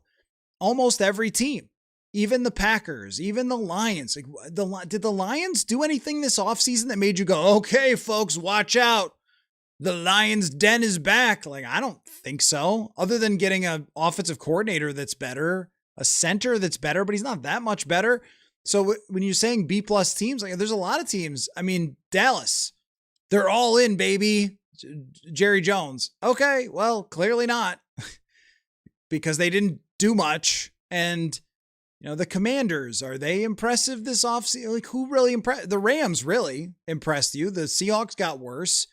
The 49ers, I think, Osa Odigizua trade their defensive tackle from Dallas. But what, like Dallas trading away a good young player because they have older Kenny Clark. Anyway, the point is that there's a lot of teams that are pretty good, and it's sort of jockeying for who's going to be healthy, who can chase down the Rams and the Seahawks, and so forth. And I think that 70% of the NFC, you could argue, is both pretty good and also not great. That's the point of the rant about power rankings. We're going to try it. I want to try it. I never do it. I always kind of scoff at it. I don't like ranking quarterbacks either. I have an issue with ranking quarterbacks. You know what? Maybe you've heard this rant before. The issue with ranking quarterbacks is that they don't play in a vacuum. They play for teams. So you have to factor, and it almost feels like people don't factor when they rank quarterbacks, supporting casts. So a couple years ago, when A.J. Brown is happy and arrives in Philadelphia, you should rank, and they have the best line in the league, you should rank Jalen Hurts high. But people would still rank him like 20th, and he would have top 7 performance because he has a really good team around him. They don't play in a bubble. So I would do maybe I'll do this, quarterback power rankings for who's gonna play the best. It's who's gonna play the best power ranking. That's what it's gonna be about. Anyway, Brady says the Packers are so fake. I mean, the Packers look like they are a 10-win team right now. That's what they look like. They lost their backup quarterback, though. That could be relevant. Jordan Love's had some injuries, and Malik Willis came in and played well. Brady says, I think the Vikings skip out on safety, even though that's their number one need. Dylan Thieneman has been mocked to the Vikings by now every single person in the universe. Number one, because it makes a lot of sense. Number two, also draft analysis is a big game of follow the leader. So Daniel Jeremiah's got him taking Dylan Thieneman. That sounds good to me. I'm going to do that as well. But I actually do think it's a great fit for them. Is it a great team building idea? Because Jackson Smith-Njigba, my friends, just raked in $42 million. If you draft a wide receiver and the top guys are making $42 million and you draft someone really good, following me here, then it's worth 30 something million over the top guy or the gap between. And what does it cost to get a good one in free agency? Jalen Naylor, we like Jalen Naylor a lot, but it costs like $13 million a year to get a Jalen Naylor out there. You should be drafting him. So that's become my big thing is Kenyon Sadiq. I can kind of skirt the rules because I think he's awesome. But one of these receivers, Casey Concepcion, has my attention. I've got to look for which one I think would be the best fit for Kevin O'Connell. But I'm going to keep banging that drum. That's actually our goal. I'm going to record tomorrow a podcast with Chris Trapasso about we're going to try a mock draft where I take a wide receiver in the first round. We're going to see if that works because it just keeps getting more ludicrous to acquire wide receivers. Token Tomo says, just because Hitman didn't announce his retirement with Ham and Thielen doesn't mean he's coming back. Thielen and Ham have a special story. Not saying Hitman couldn't have retired with them, but it's different. Yeah, he's going to do it on his own time. I've always said that I don't know what he's going to do. He would be the guy to just not say anything, and he just doesn't arrive ever, and then he's retired. And I don't know. I'd like it for Vikings fans if there was a big ceremony for Harrison Smith and he could give a big speech and everything else. I'd like that for us too. You want to hear from him, and it would be great for him to express his gratitude to Vikings fans. I know from these last couple of years listening to him talk how much he cares about the fan base and how much he cares about the organization and his teammates and his coaches. It's a really deep thing for him, and it would be great if he retires to have all of that stuff. This is a different level of a player. I mean, this is an all-time player that spent his entire career here. You just don't get that very often, ever, anywhere, in any sport these days, but even in the past. It's hard to find all-time great players, even in the 90s and the early 2000s, who spent their whole career with one team. So Ed Reed was a Texan at one point. So if he gets that opportunity to retire as a Minnesota Viking, give a speech that's memorable, that kind of thing, have the celebration, a whole week of articles and podcasts and everything else about Harrison Smith, that would be great. I don't know if he wants it. I don't know if he'll do things that way, or if we'll just get to August and be like, so Harry's not showing up, I guess. I mean, sometimes guys hold out just to see. T.Y. Hilton announced his retirement. I was like, T.Y. Hilton? I mean, I don't think the Vikings and Harrison Smith would do it that way. I think they're going to, they would want. They've had retirement ceremonies for like Kyle Rudolph and Anthony Barr. I think they care about them. I think they really like them. And I don't think they would let him just sort of disappear into the night, but it would be kind of funny if we spent all offseason going like, hey, is he retired, or what's the deal here? And then we just never hear anything from him. The FanDuel question of the day, I didn't say it earlier. I kind of said it without calling it the FanDuel question of the day. So let me say it now, is the Vikings are creeping up. Plus 550 is where they are to win the NFC North. Do you think that by the end of the offseason, they'll still be in fourth place? Or do you think that once the world gets a sense for Kyler Murray through training camp and so forth, that the Vikings odds will creep up? Or what could they do to make those odds creep up, as they are now steadily improving, it seems? Brady says drafting a wide receiver or Sadiq is boring. Why is that boring? Neil, thank you for the kind words. I would think that drafting Kenyon Sadiq would be like super exciting. Have you seen the highlights of him jumping over people? You should look those up. I think a skill player is always very exciting. Maybe they would just be because, is a safety that exciting? I'm not against just taking the best player with the best fit, but in terms of excitement, I always think a skill player, okay, the most exciting draft pick is Jeremiah Love. I think we all know that. Big trade up, superstar running back, I don't know, next Adrian Peterson or whatever, that kind of, it would be big hype. They haven't drafted a running back this high since Peterson, et cetera, et cetera. He's crazy numbers at the combine, crazy average 7 yards a carry in college, all this. Okay, yeah, that's the most exciting. If you could be the most bold and make the big trade up, okay. What's the second most exciting? I don't know. In this draft, it's not a safety. I think it is Kenyon Sadiq, because that's the guy you could see being one of the best players at his position in the NFL and a really dangerous weapon into the future. Wide receiver, this receiver class doesn't have a ton of super flashy guys. It reminds me of the year where Addison and Zay Flowers and actually Smith-Njigba, who was not talked about as being that exciting, but it turns out route running is better than other skills and is pretty important. So he was not blowing anybody's socks off either. And a lot of those receivers turned out to be pretty darn good. Even Quentin Johnston has had his moments with the Chargers. Is that Yanis or Janice? Assuming Kyler has a 2024-like season and the Miami game comes up in the second half of the season, do you rest him to have a look at JJ? Oh, so you mean Miami is going to be so bad that you would try to get a look at JJ McCarthy? Well, we're getting a little ahead of ourselves there, Yanis. But what are the odds that if McCarthy was QB2, that he would not play a single snap? The odds are pretty good that at some point Murray's going to have an injury, get banged up, or even that you get to the end of the season and it could go either way, right? Like you could be a 10-win team. The Vikings were a 10-win team in 2019 and rested their starters in the last game of the season. And I think it helped them in the playoffs because they just had their playoff position settled.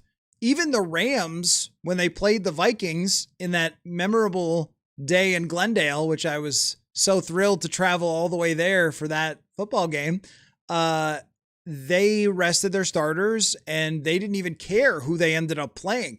So there's a scenario where you play McCarthy then. There's a scenario where Murray gets banged up in the middle of the season and you play him. There's also a scenario where it just goes bad, where Murray's not that great and the team has a bunch of one-score losses, which, don't count according to some people. One-score wins or the losses, actually, no one ever brings those up. They only bring up the one-score wins, which is weird because someone also lost by one score. But if you win a bunch of one-score games, it doesn't count. Anyway, there's a better way to do it, to study the one-score games. It's just no one ever does it that way, so I'm not going to worry about it. But the point being, let's say you start 4-8 and you lose 6 one-score games and you're pretty much out of the playoffs, you might as well just turn to JJ McCarthy. I think that the odds that if McCarthy is QB2, that he gets in the game and plays are fairly high, even though Coller is the starting quarterback. 86 Chrysler, looking at other teams in the division, how big of an impact you think the Lions losing Anzalone and Decker have on their chances? Seems like no one's taking that into account. I think Decker and Anzalone has been good for a long time, so I think he's still a quality player, and that could hurt them for sure. Decker, less so. The last couple of years I've thought that's a below average left tackle. He's just not playing like Taylor Decker did in years past. And even at his best, I thought he was just okay. I never thought he was a big star, but recently he's drifted off these last couple years. He hasn't been healthy. I don't think that changes much, but Anzalone could a little bit for them. Their defense, they're losing DJ Reader. They're keeping the same defensive coordinator who at the beginning of the season I was impressed with, but as it went on, it seemed like there wasn't much adjustment there. I just don't think they're a better team. I just don't see where are the Detroit Lions better. Subbing out David Montgomery for Isaiah Pacheco does nothing for me. They haven't added weapons. They have Teddy as their backup quarterback. And Teddy still being in the league 10 years after the knee thing is amazing, but I don't think that moves the needle in terms of your projection. They really haven't changed much. I think what they're arguing is that they didn't coach well last year, especially on the offensive side. And they did have some bad luck because they still put up really, really good numbers overall and had I think they had the best point differential. I could be wrong. I think they had the best point differential in the division, and they lost some tight games and they end up missing the playoffs. But is it the team they were 3 years ago? Absolutely not. Brent, KOC has had to play the quarterback 3 twice during his tenure. How does that compare across the league? Have you ever seen average teams QB3 usage in an average season? So normally what happens is with teams like that get to QB3, it normally is just because the season has completely gone off the rails. Where it was unusual for the Vikings in both of KOC's seasons is that they were competing for the playoffs late into the year and were forced to use their third quarterback. That's just not something you end up seeing a lot. Normally it's the Giants or something, and they're down to Tommy DeVito because whatever, or they're down to, Tyrod Taylor because of whatever. Brady Cook is playing because who cares, that kind of thing. The Browns last year, they played 3 quarterbacks. Yeah, they played Shadur Sanders, they played Dylan Gabriel, they played Joe Flacco. That's normally how it goes. Cincinnati, I guess, would maybe be an example of a team that was at least in the race where Burrow gets hurt, and then they had to play Browning, and then they had to play Flacco, and then back to Burrow. So it does happen sometimes, but normally it's a little bit out of, all right, your starter got hurt, your season has gone off the rails, you're just trying something else, which was kind of the case with Jaron Hall, and even Nick Mullins, but Jaron Hall started because the season had kind of gone off the rails and they were just trying Jaron Hall, and that did not work out very well. But it doesn't happen a lot that you get down to QB3 playing this much. You had 3 games for Brosmer. I guess I'll have to look it up. I don't have data on it, but there are, in terms of guys who start a game, there's usually about 70 quarterbacks a year that start a game around the NFL. It's just, I think with the Vikings having Kirk go out for the season, tear the Achilles, and then your backup is actually injured, so you have to go to trading for a Josh Dobbs, that's pretty unique. That doesn't happen that much. Or getting down to your UDFA in a game where you're trying to really win it in Seattle, doesn't happen that much. That has been some pretty bad luck. But KOC is not letting that happen again. That's why, the people who want to trade McCarthy, well, not unless they're getting somebody else who they could actually play. He is not in a season where it could be on the line if it went bad enough. He is not letting a third string quarterback ruin his career. Super Rod trading down from 18 is probably the best thing they could do for the draft, but it takes 2 to tango. That is a good point. Super Rod, I think it's clear every time I have done a draft sim that trading down makes a lot of sense. What I usually end up with is about 4 to 5 players that you'd be pretty happy with. Sadiq is one guy that usually gets into that 20 area. Thieneman, McNeil Warren, who we can't forget about, is a good prospect. A couple of cornerbacks are often there. Colton Hood is one that shows up a lot. Caleb Banks sometimes makes it to the Vikings in my draft simulations. But if you have 4 guys on the board, see if you want to trade down, because even if you don't get that much, even if you get a 3rd round draft pick to go with it, well, that's a top 100. That's better than nothing. And you're still getting someone that you wanted. Like they traded down and got Christian Darrisaw at one point. And what did they get? Did they pick up a 3rd rounder for that? Maybe you get a scenario that's similar to that and just pick up something extra. Every spot you move down, though, your odds do get worse. But if you were going to pick someone at 18 anyway, and you think, well, looking at the needs of another team or their strategy, that player could still get to us, well, go for it. So I'm in total agreement with you. I think that trading down does make the most sense by far. Steven, what's your thought on DeAndre Hopkins? I talked about this a little bit in yesterday's episode about Hopkins after his TMZ interview. How do you get to be that person? Like, is there a sign-up sheet?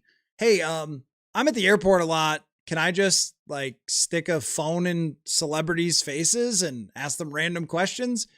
Okay, here's how much you get paid for that. How much you get paid for 3 minutes of DeAndre Hopkins? It can't be great, right? Is it based on clicks? I have so many questions. Anyway, my thought on DeAndre Hopkins is this. The price for receivers that have been around the block this year, Christian Kirk got 6. I think Hollywood Brown got 10, has been in that ballpark. Now you can manipulate that number a little bit. Oh yes, $10 million. If he catches 47 passes, $10 million. So you can manipulate those numbers. Let's say it's even 5. I think that's what Hopkins got last year. I mean, of course that's worth it for somebody who has chemistry with Kyler Murray, could help him with the transition to a new franchise. I mean, there was a lot of people who thought that they knew way more than they knew. Shocking, right? In America, thought they knew way more than they did about Kyler Murray. And then, Hopkins comes out, the number 1 wide receiver, and says, Kyler's like family to me. It's like, I'm extremely close with Kyler. And okay, well, I guess if he was a bad teammate, DeAndre Hopkins didn't notice. I mean, I don't know. Trying to pick apart whether someone was a good teammate, coachable, all those things is very hard because there's so many different perspectives and so many different people you work with. And anyway, that stuck out to me that they're really close. Hopkins can still play a little, and all you need at this moment is a little. You're going to run 2 tight ends a lot. They should get a fullback or I will quit if they don't. They should get a fullback, but you're going to run 2 tight ends a lot, maybe even 3 tight ends, depending on if they like Ben Urosic's development or Gavin Bartholomew, who's going to come back from an injury. And if DeAndre Hopkins plays 40% of snaps, catches 25 passes, 2 or 3 touchdowns, has a couple of contested catches and helps Kyler Murray, that's worth $5 to $10 million. Where do they get it, though? I mean, they are really dealing with a shoestring budget here. They don't have a lot of money to work with. And where is DeAndre Hopkins really? Is it over for him? It didn't look like it last year, but sometimes when guys get to this point, then there isn't much left. Also, OBJ wants to play still. Is there something there? It didn't really look like it the last time. There's sometimes a benefit to grabbing the guy at the very end of his career, but if he's done, then it usually looks bad. So I'm generally for the idea at a very cheap price of DeAndre Hopkins, but it can't be the only answer. There has to be a draft pick there. There has to be some belief in Ty Felton and his development. It can't just be my only answer is DeAndre Hopkins for QB3. But overall, I mean, I don't mind it. Devin, I like signing Elijah Moore to compete at wide receiver 3. I don't mind some rolls of the dice. I think I made a face there. I don't mind rolls of the dice, but I don't love rolls of the dice as being the answer. That to me is what Elijah Moore is okay, this guy at one point was thought of pretty highly, has caught some passes in his career, but is he really someone you're going to be able to trust? I mean, that's what I like about DeAndre Hopkins is that you can trust him to be what you need him to be at that position. Does he want to block though? I'm guessing maybe not. It certainly doesn't bring the deep threat, the explosiveness. I mean, that might be a consideration too. Wide receiver 3 has been a clear out position a lot. That's more of a Ty Felton of, hey, scare the other team into their safety paying attention to you because of your speed. That's been a lot of what that job is. Could you change that? Maybe for DeAndre Hopkins and also for Kyler Murray, where maybe you're not running quite as many of those giant deep ball type of looks. DLM, Anzalone wasn't the same last year. Decker moved to the right side. Yeah, Decker is completely cooked, but I agree Anzalone didn't quite have the same juice last year. I don't think losing those two guys changes where they were last year, but they didn't improve though. They didn't get Cade Mays is a starting center, but they didn't get, hey, this guy is going to make them a lot better. And hey, look at that. Their drafting hasn't been as good lately. I can't imagine why. Could it be less draft capital? Could it be not as high a picks? Funny how that works. Mike says, last year I was over the moon excited about the season. I put my trust in KOC. And if he gave the green light on JJ, that was enough for me last year. This year, hope is all I have. I guess it will just have to wait. You were not the only one, Mike. I mean, I did have some skepticism on the decision and thought it was very risky. But I remember saying that, like, look, I mean, if Kevin O'Connell has evaluated JJ McCarthy and he's believing in this and he buys into it, and I know that there's the Florio report that O'Connell had nothing to do with the decision, which just, I mean, I believe there's someone who believes that is the best way I could put it, but I'm not one of those people who believes that because it just defies any sort of logic that, you know, O'Connell would be ignored in a decision about a quarterback after becoming the quarterback whisperer and winning 14 games as the coach of the year. The idea that he would just be, oh yeah, well, who cares what that guy in the back thinks, right? And what O'Connell did say was that, and also the guy who called him the franchise quarterback and everything else, he seemed to be pretty high on the idea of JJ McCarthy after drafting him and playing him for an entire training camp and everything else. Anyway, not the point. The point is that nobody gets this right every time. And what the Vikings have done is truly fall backward into a really good option for them. It's not the best quarterback in the league, but when we do that NFC comparison, you can nitpick it. Hey, maybe this guy's a little better or that guy's better. Or you could say, yeah, Dak Prescott's best. He's definitely better. At Jared Goff's best, at Jordan Love's best, yes, those guys are better. But at least you're in the discussion with what Kyler Murray has been, and his ceiling is that's in the conversation with these other quarterbacks. How did you do that? How did you fall into for $1 million so you retain the rookie advantage? If they had to spend more than that on the quarterback position, then you're axing people. But in terms of like trust and belief and everything else, nobody ever gets out with 100% accuracy of their decisions. It just so happened that the Vikings' bad one was unbelievably bad, and it completely blew up in their face. So Mike says they easily could have finished 7-10 or worse. I was certain the defensive side would carry them last year. I mean, when you finish 28th or whatever in quarterback performance, that's what ends up happening on offense. AZ Bro says K1, Kyler Murray, is used to playing in the hardest division in football. No defense in this division is as tough as what he's faced. Let's see. I think you're probably right about that, actually, because, well, San Francisco wasn't that great last year or 2024 defensively, but the Rams and the Seahawks, and his toughest game did come against the Seahawks. He still made some plays in that game, but that's, if you're wondering, like, oh, his stats in those 5 games weren't that great. Well, one of the reasons is because of the Seahawks, of which they destroyed everyone all the way to Drake May, everyone except for Matthew Stafford. We know how nasty the Rams defense is, and it's been that way for a couple years. Seattle's defense was really good in 24. The Rams was great in 24, as we saw. So I actually think that that's a pretty fair point. And even San Francisco was well coached. They had Robert Saleh. And when Murray played them last year, they had Nick Bosa healthy. I think it's a fair point. I don't see the Packers with Micah Parsons are different, but I don't see them as being a number 1 type defense or top 5.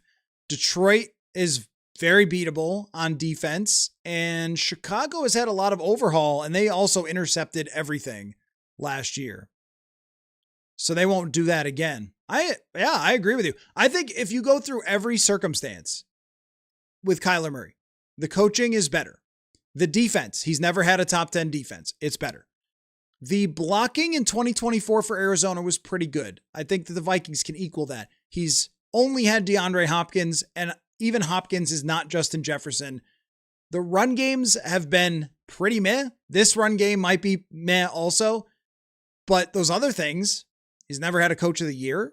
He has never had Justin Jefferson. He's probably his best receiver other than Hopkins doesn't even come close to Jordan Addison. He's had a good tight end. He's got a good tight end here if he's used. Yeah, I think it's a much better team than he's ever had. 2021 is the only one that has a case as being similar. And then the division has been really, really tough. You got McVay in the division. You've got Shannon. You got 2 of the top 5 coaches in the league in that division. I'm not sure that's true for the NFC North, even though it is a well-coached, Ben Johnson. No, it's another well-coached division. I don't think it's way, way easier, but I think those 2 defenses of Seattle and the Rams, that is a good point about the last couple years. Fair enough. Jake, I'm a huge Eli Heidenreich fan. Feel like his PFF numbers were amazing. His 4.4 40 at the combine says he has the athleticism to be somebody as an offensive weapon. Thoughts on as a new CJ? Well, I don't think Heidenreich's a fullback. I actually think he would be like a Jarius Wright.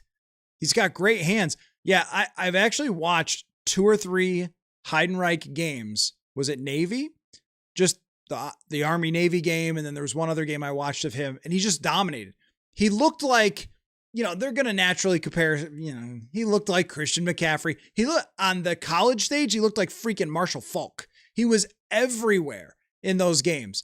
I think as a slot wide, you know who I think he could be?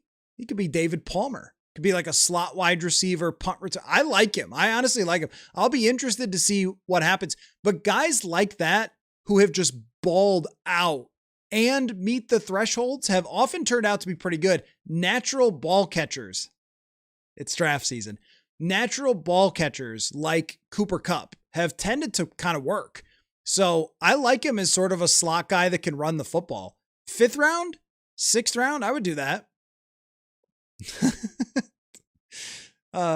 Don't say comp pick too loud. You might summon. Oh man, we haven't had a lot of that. We just have not had a lot of that. How does it affect the comp formula? But that your team has to do something first. So we have not had a lot of that discussion.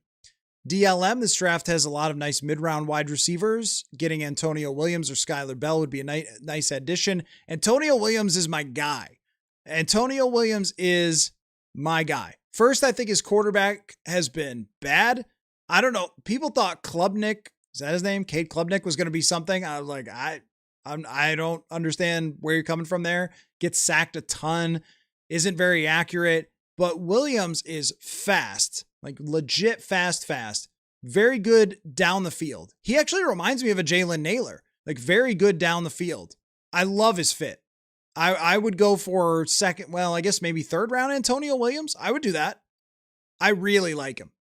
Wesley, Addison has all the talent, but not the heart. I don't even think it's the heart. I think his heart's okay. I mean, a guy that small has to be pretty tough to play in the NFL. I don't think it's heart. I think it is off-field decision-making. I think that it is common sense what he is lacking. If you have a teammate that dies in a car accident where alcohol is involved, getting behind the wheel and getting a DUI is a really freaking bad look. And not thinking that over a little bit is an astonishing lack of common sense and thoughtfulness. I mean, not that ever getting behind the wheel is ever a good idea and you would have embarrassed your franchise and yourself regardless, but I mean, my God. And even this year, like after you've had all your problems, why are you in a casino at 3:00 in the morning? What are we doing here? I know football players live a different life than me. I get that. But why are you even putting yourself in any position like that? That's what's lacking for Addison. I don't think it's anything on the football field. Roxanne, be curious, Roxanne, if you are often inundated with people singing the song. I worked with a girl named Roxanne when I was in college, and she did not like it. She would get very upset if you started singing the song or played the song. Very mad. Because it's, the subject matter. Anyway, Kyler goes in as the number 1, balls out, gets injured week 7. JJ comes in and gets injured in the third quarter. Okay, you're funny. Carson Wentz comes in and brings the Vikings to the playoffs, and then they miss a field goal wide left, Roxanne. We've got this all settled. I did say that to someone. It's like, we know exactly how this plays out, right? Like we've seen this movie before. We're all kind of bored of this. That's one of the reasons I think people were against Kyler Murray. It's like they're sort of bored of this. Like, oh gosh, we know exactly how this plays out. I don't think that's actually true because, I mean, who knows, right? The fact that he has a chance to be long-term, Case Keenum never really had that. Sam Bradford never really had that, a chance to be long-term with knees that didn't work anymore. And, Darnold did, but they dropped the old football on that one. So now you've got a chance that someone could be long-term. And you could have 5 years. I mean, he's 28. If 5 years, he's 33. That's really not that old for a quarterback. I think there is a threshold for running quarterbacks, maybe more than pocket quarterbacks. So 33 might be the edge of that, but that's possible for this. It doesn't have to work out like you're saying, but it could. And that's why you have 3 quarterbacks. It could work out that way. BM, 12th best quarterback for $1.3 million, a dream come true for 50 million plus pass. I agree. Josh says, I mean, it's $1 million. Like it's crazy that it's possible. Even Russell Wilson won a lot of games with Pittsburgh when he was there, and Russ was totally cooked at that point. Josh, if Kyler wins a playoff game, re-sign him over Addison. I'm just not a fan of giving a player with a ton of off-field issues in his past a lot of money, guaranteed. It doesn't feel like a good idea to me. And I'm also not a big fan of giving number 2 wide receivers a lot of money either. I think they're important, but I think you draft them. Yes, you pay number 1s. I don't know that you pay number 2s. Because if you pay the number 2, then you're investing an incredible amount of money in 3 guys, your quarterback and your 2 wide receivers. I don't know that that's really good team building. DLM, I don't think anyone's paying Kyler Murray after 1 year, 50 mil after 1 year. No, that's totally true. Not unless he wins the Super Bowl. No, you're right about that. I would guess that Kyler would get a Daniel Jones deal if he played really well. Susan, Ben Lieber on K-Fan Today discussion. You're giving me the timings to go back and listen to it. Cuts through all the gauzy explanations we got today and gives the brass tacks on how the Vikings see JJ. Well, I wish you told me the whole thing. Maybe someone could tell me exactly what he said about how they view JJ McCarthy. The reason why a lot of folk, including myself, I think, have, with JJ McCarthy, not wanted to dive into the deep end of he's done or what. And I don't know what Ben Lieber said, but he's done, they're finished with him, whatever it might be, is just because of how unpredictable this world is. I've told you the history. It's bad. It just is. The other day, I read all the quarterbacks who performed like this through their first 10 starts since 2010 and weren't top 5 draft picks. It ain't good. But there's always exceptions to every rule. There's always stuff that we don't expect. We're talking about injuries and things like that. I mean, if I told you that I went into my time machine and I went zoop and I went into week 17 and here's what I saw. I saw Murray got hurt in week 5. McCarthy came in and they're a winning team and they have a chance to go to the playoffs. And yeah, he's not the MVP of the league, but he's done pretty darn good. Would you say absolutely no way? I mean, I don't think so. I think you'd be like, okay, well, I mean, I could see it. So as long as we could say that it is in the realm of possibility, then slow play it. Is it likely that he can work with John Beck for 6 weeks and then all of a sudden become the sharpshooting pro golfer that we were talking about that shoots 10 under? Or is it more likely that he stays closer to par? Well, it's more likely that he stays closer to par, but it's not impossible. So that's why I think that a lot of us also, journalism school always kind of will teach people to, try to slow play things more than jump out in front and be first yelling at the top of your lungs. Not that I'm saying that's what Lieber did, but it doesn't look very good for his chances to be a Viking quarterback. But saying it's over, I think, is a little too much. Now, if they trade him next week, then we'll know it's over. I just think unless you get a really good offer, that doesn't make a lot of sense right now. But if KOC had to play a game today, I promise you QB1 is Murray, QB2 is Carson Wentz. Well, okay, had to play a game today, it'd be Wentz because he knows the offense. If he had to play a game in 4 weeks and you could prepare for the game with Murray, he is easily the quarterback and Wentz is easily QB2. Over the summer, McCarthy is going to get his chance though. BM says if Kyler has the year Matthew just described, there will be multiple teams lining up to pay that type of contract. I mean, I think that if he has, I'm talking about basically if he has his 2024 year again, I think if he has that year, then he's going to feel very good about where he's at and want to stay. Now, Daniel Jones went elsewhere, but it's a different situation. If Kyler has a good year, he grew up a Vikings fan. He clearly is going to like playing with that wide receiver who's pretty darn good. I mean, O'Connell always just does super well with players. I find it hard to believe that he wouldn't stay. DLM, Todd Gurley being a monster also helped Goff. Well, Goff was very good, but he also became a lot better, I think, in Detroit. But everyone needs help. Everyone does. We saw this last year from Mahomes. Every quarterback in the league needs help. I mean, maybe Josh Allen is the closest thing to somebody who doesn't, but everybody does. I mean, the Bengals and Joe Burrow, would he be good with anybody? Sure he would. But would he be that good if he didn't have Chase and Higgins? Probably not that good. No mocking Sadiq tonight. Okay, when I do the mock, I'll probably do it in a few minutes here. I've gotten behind in the comments as always, but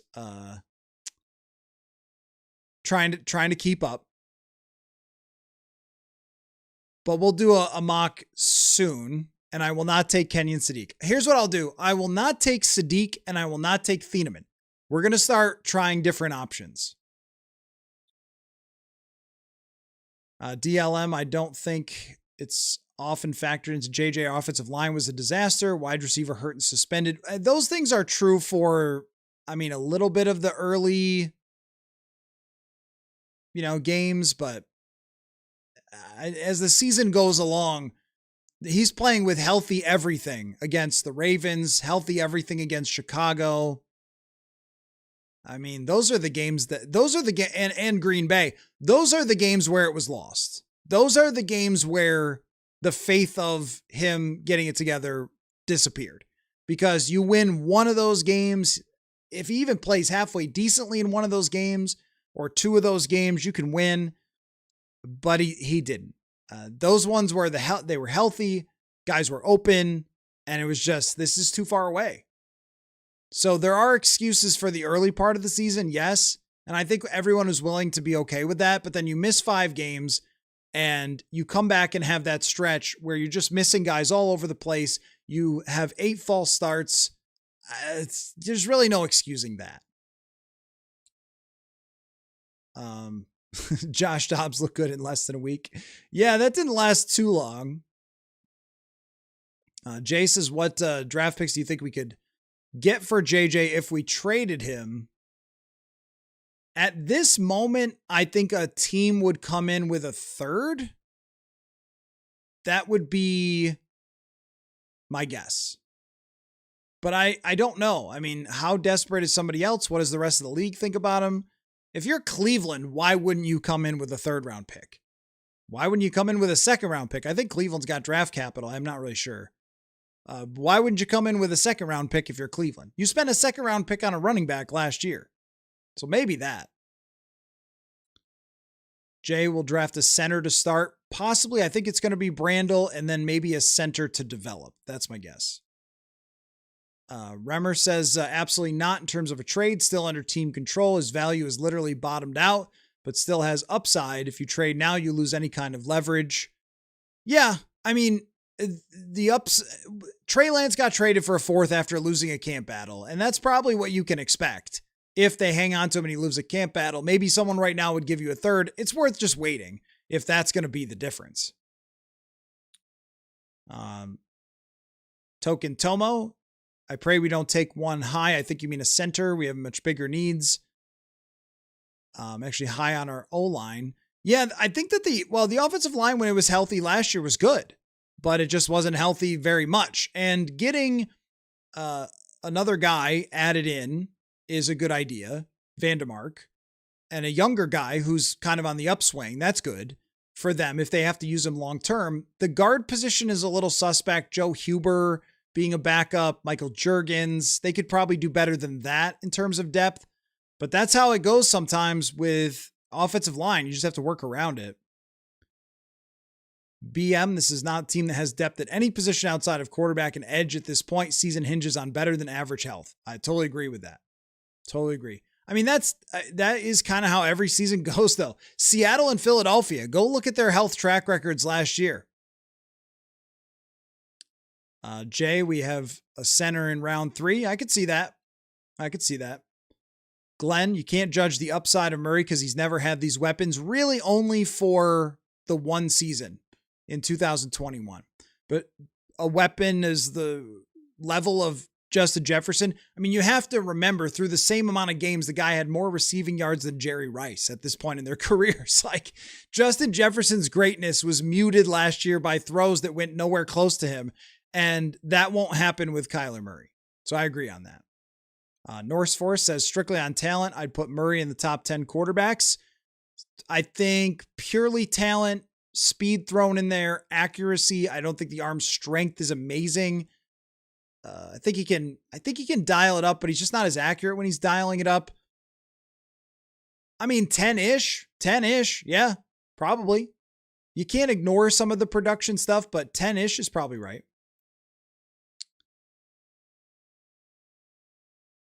Glenn, everyone kept waiting for Darnold to fall with this offense and never did. Oh, yeah. I mean, in that season. Yeah, not until the end. Yeah. In 2024, the whole season was when's Darnold going to fall off? Yeah. Jay says we'll draft a safety and cornerback. Possible. We'll look at the draft in a minute. BM somehow missed the Teddy is back. Dude just keeps getting paid. Good for him. It's mind-blowing. It's absolutely mind-blowing that Teddy is still playing football. 10 years later, guys. 10 years later. I was just thinking about that today. 10 years ago is when I got here and when Teddy Bridgewater injured his knee and altered the course of Vikings history forever. I can't believe he's still playing. I mean, Mike Zimmer told us when they were making that decision, Mike Zimmer wanted Teddy Bridgewater. He wanted Bridgewater back. He told us that they had looked at all those knee injuries that were similar which I think it was everything. It was like dislocated this and torn that, just everything, just torn to shreds. He said, we've looked at this injury before and we can't find more than one or two players who ever came back. Now, I guess the quarterback position is a little different, and Teddy still brings so much as a coach inside the room. I don't know if he could play. He got into the game for Tampa Bay. It was really gnarly in that. I mean, they were playing the Rams, so I don't know. Like, what can you make of that? But just in general, the fact that he's even still in the NFL, the fact that he's still one of 64 quarterbacks that's a QB 1 or 2 in the league, is crazy. The fact that he even came in with New Orleans and won 5 games or had a 500 season with a, Denver team, it's incredible. His career should have been over. That guy, from my experience talking to people about him, and I was only here when he got hurt, but it's everything in terms of his personality, his leadership, his selfishness, his intelligence, his heart, how much he cares about football, how much he cares about human beings. It's all special. He's one of one. The fact that he's still here is crazy. Rob, when Darnold arrived with the Vikings, he was 21-35 with a 1-to-1 touchdown interception ratio. Kyler has clearly much better numbers. Yeah, they're clearly much better numbers. No doubt about it. These offensive weapons and this coach should be able to get Kyler Murray to the same level as he was at very least in 2024 if he plays all 17 games. And that should be enough to have this team being very, very competitive. But there's a lot of things to happen before that. There's inconsistency that Murray has that could be frustrating. There are turnovers that he has that could be frustrating, interceptions, fumbles, stuff like that, trying to scramble and make plays. So there's ups and downs with him, and how he clicks with Jefferson. I think it's going to be really good because he's super accurate and throws. You talk about anticipation, just phenomenal. I've just watching back his game today for an article tomorrow about his matchup with the Panthers. I think it was week 2 this year, 2025. And there's just 4 or 5 throws where you go, man, that's ridiculous. The amount of accuracy that he has. He is a very accurate quarterback, which if you are that in KOC's system, you should be pretty good. And timing is something he's very good at when he decides to let loose. There are also times he's very frustrating when he has something there and pulls it down and decides to run. So how that works out, how they close games, how they manage games, who stays healthy, there's a long way to go. But the projection is fair to say that they should win games with a quarterback of this caliber. And they didn't have to sacrifice a lot of the roster to do it. Jay, we need to draft 3 or 4 starters to complete. Yeah, I mean, they do. You're right. I mean, center is probably not one I would say needs to be a starter right away, but safety, corner, they have starting corners, but you need some depth. I agree on defensive tackle, and running back doesn't have to be a starter, but it has to be someone who can play. Jake Darnold's play style fits KOC better than Kyler's, so there's that. I don't think that it's as big of a gap as you would think because Kyler plays from the pocket a lot and he is extremely accurate and he can run a full offense. He doesn't have to be some sort of like pared down, cartoony, whatever, make him scramble. He throws from the pocket all the time on his tape. It's just those certain moments where you go, you had somebody there. You didn't have to pull that down and run. You could have just thrown it. There are times like that. That happened with Kirk all the time. I am not kidding. I think he's a lot like Kirk. I think he's a lot like Kirk was. And as a passer, high completion percentage when throwing to his top targets, very good, uses the tight end a ton, but unlike Darnold is not willing to push it way deep down the field and isn't quite as good at that. Now the point on, and it's kind of like KOC Kirk, not necessarily the play action deep bomb 2019, 2020 Gary Kubiak Kirk. I'm talking about the KOC Kirk. I think they're going to play kind of alike, which is, it is weird to say, but it is true. The way that I've watched Kyler play. Darnold is his own thing. I mean, there's just so few quarterbacks these days who push the ball down the field as much as Darnold into the windows he does with the accuracy and velocity that he could throw the football. I mean, that is different. So different, yes. Fit, I think, can be there, but it will be different than Darnold. Was Darnold the best possible fit for KOC? Yes, he probably was. But if he can't make it work with somebody that's this good, then it's not good. Then the adjustment thing is real. Then it's not going to work. If Kyler is healthy, he should be able to make it work with someone, because his previous coaches, no disrespect, because I have covered Drew Petzing. I think he's a very smart guy, but his previous coaches were Drew Petzing and Jonathan Gannon and Cliff Kingsbury, which I think KOC's got a much better track record than those guys do. Josh, me and Murray are the same height, so you'll connect. You're not the same talent, I could promise you that. Unless you went 42-0 at Texas highest level football. Maybe you did. And was also drafted in the Major League Baseball. And I mean, this guy, to be a number one pick at that height, shows you how unique and special of a talent he is. Doesn't guarantee it's going to work, but pure talent at football is through the roof. The Matt Tracker. How many other teams do you think had JJ ranked anywhere near where the Vikings did? You mean like in the draft?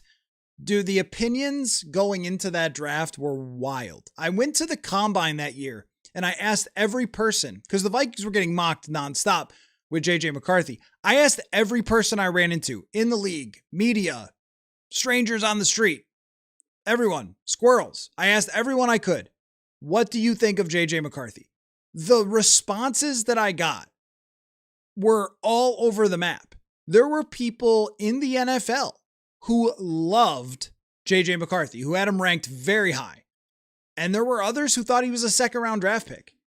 There wasn't a whole lot of difference in opinion in the top guys, but those guys, and Bo Nix too. Bo Nix was another guy where some people were like, I could see it as a first rounder, and others who just, no way.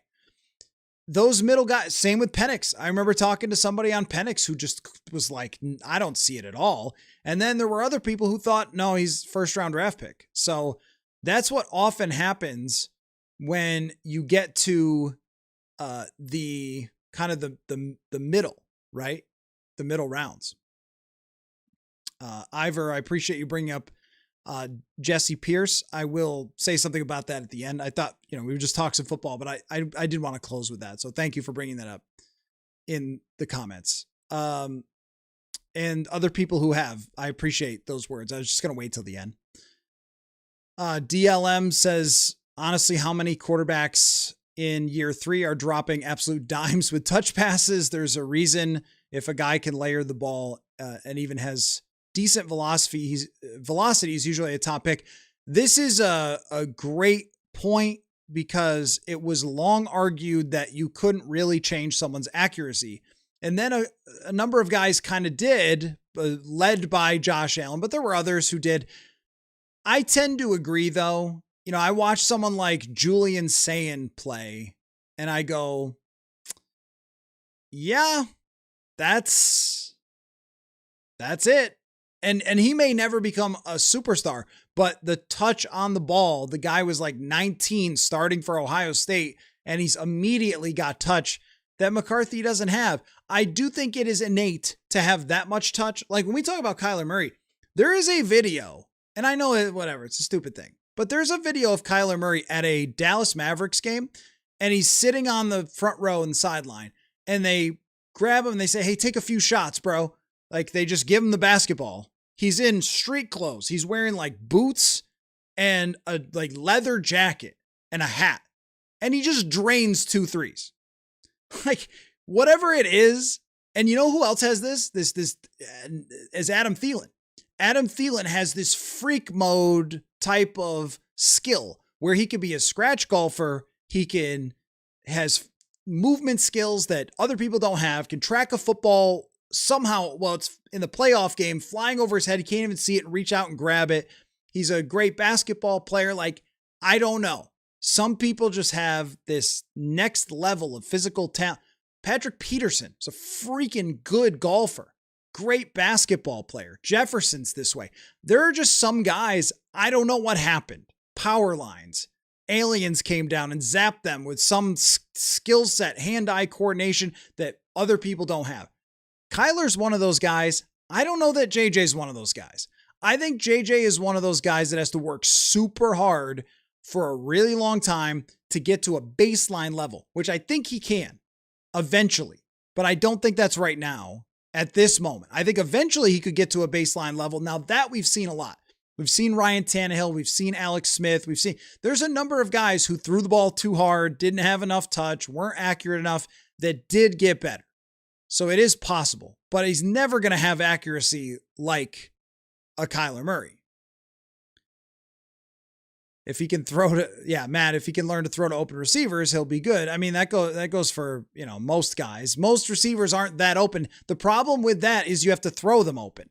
And that's what Murray does well. That's what great quarterbacks do well, is they throw to space and let the receiver run to that space where they're going to be open. That's the hard thing. Remmer, what's your take on all of last offseason's hype? There was legitimate steam that McCarthy looked ready. There was genuine excitement from everyone at camp. What happened was it pure hopium. It was not. I mean, I was at every practice, and, me and Judd and Seifert and Gessling and Kramer and, Alec and everybody, we all stood on this metal thing looking down at the field with our phones or our notebooks, writing down every single pass. And we all wrote down the same information. We all saw the same stuff. And my understanding, I didn't listen to everybody else's podcast or read everybody else's article every day. Should have mentioned Dane. We came up with pretty much the same conclusion from watching training camp, was that it got better as it went along. And by the end of camp and the joint practices, it looked like he was ready to play NFL quarterback. But the difference is that it's just moving a totally different speed, and the defense, you don't know the defense. And, hey, if your backup tackle is in, you have to figure out a way to deal with that. Like, they don't just give you a free, his backup tackle was in, you get a win. Like, no, you have to try to win the game with a backup in, which is not what it's like in camp. And what it's like in camp is, okay, well, you're just, you got sacked, blow the whistle, next play, whatever. Like, that's not how it works in the game. In the game, it's a big loss. And I also think it hurt him to not have Justin Jefferson out there for training camp. I do think that was kind of a big deal and got them behind from the outset. We were also factoring for that. We're like, well, he's throwing to Ty Felton and Lucky Jackson, who didn't even stick on the team in the practice squad. So, all right, well, he's doing pretty well if you consider that. He hit Aaron Jones a couple of times. Like, what we saw in Chicago, none of that was a shock. In fact, what we saw in Chicago is what I thought it would look like. Like, yeah, it's pretty ugly, but then, oh man, he made some plays and stuff. That 5 weeks, though, being injured after the Atlanta game, I think that really hurt. I think that really was a big setback for him, because he just wasn't able to build on some momentum. Even if he had the tough game against Atlanta, you come back against Cincinnati, you win by 30, no matter who's playing quarterback, build on some positive momentum. You'd be 2-1 at that point, feeling pretty good, headed overseas, but it didn't happen. So, I don't know, but there's always been these stops and starts. I think in terms of hype though, okay. So last year, in terms of how we actually thought about him was, okay, I remember saying, I don't think it's going to be bad. I think, which I was wrong, but I was like, I don't think it's going to be bad. I think that there will be ups and downs and he can manage some games and they can work their way through the tough times. And then we're going to see him manage a game pretty well and make some plays with his legs. And I think he can look pretty good. I remember saying, like, that's kind of my end of the camp conclusion. They're going to win 11 games. That's what I thought, with their defense and how good it was, which we were also factoring when we were watching him at training camp. But if you told me in the middle of the season that you'd slam on the e-brake and he would have to sit out 5 weeks where he couldn't even throw a pass and then come back and then be accurate and consistent and everything, then I would have changed my opinion, because he was not able to. So that momentum was pretty real. But here's what wasn't real, was the caliber of hype. I don't think that the folks at training camp, because we're giving the objective, here's every day. You could go back and watch. There's practices where I'm like, it wasn't good, folks. There's practices where I was like, he had a great day. It wasn't Sam Bradford 2017 camp. Holy cow. Every night I'm coming in like, wow. Or I guess every practice. I wasn't streaming then. I didn't know what streaming was then. But wowed by Sam Bradford. I was not wowed by JJ McCarthy. I was like, oh yeah, this should be pretty good. But the hype outside of the building, from the fans, you moved on from Darnold. This is supposed to be the guy. He's supposed to be the first real true franchise quarterback since Culpepper that you drafted and developed, and he's here, and it's finally, and that's where the myth Carthy came, was like, there was an invented JJ McCarthy who was perfect, who just could do no wrong and was going to be the most clutch winner of all time. And that was not ever going to really happen. So I set fairly high expectations based on the circumstances and the receivers and the coach and all that. But it got blown way up because of how it happened. You moved on from a 14-win quarterback for this guy. Of course, the expectations are going to be through the freaking roof. Josh, Kyler Murray makes the rest of the NFC North fear the Vikings. I think that Kyler was the least favorite thing they could have done for the other teams. If they got Derek Carr, they might have been like, oh, he's okay, if not pretty good. If they had got Geno Smith, I don't think anyone would have cared if they got Geno Smith. If they got Aaron Rodgers, I don't think anyone would have cared. If Kirk came back, I mean, are the Lions celebrating if Kirk comes back? No, because he had many good games against them, but they're also probably like, that's fine. Getting Kyler, there had to be in the rest of the NFC North, like, oh, really? Really? Did they have to get someone who could actually like play great against us and has in his career had stretches and had games where he's fantastic? So they couldn't have been thrilled at that. Evan Jefferson's contract looks nice today. Well, I remember the Jefferson wars of 2023 where we went back and forth every night about should they trade Justin Jefferson? And I always came back to, I promise by year 2 or 3, this thing will look fine. And it does. But Jefferson's cap hits are about to go up enormously after this year if they don't work out an extension with him, which means this year is pretty important to Mr. Jefferson. Jim, is it at all possible JJ's hand was messed up last year, and when it heals, he'll be good? Don't remember him having such an issue in training camp. Just wondering why. Well, his accuracy has never been good. Never at any point has it ever been good.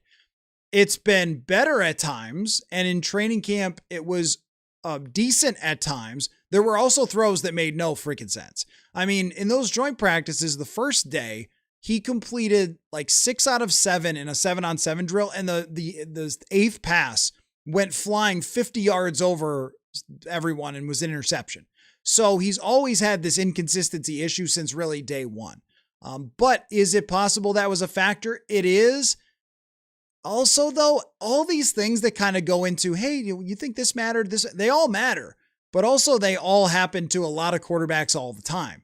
You hit your hand on stuff. You're a quarterback. You banged up. You have to, Kirk in 2022 is playing with broken ribs. Like it's tough.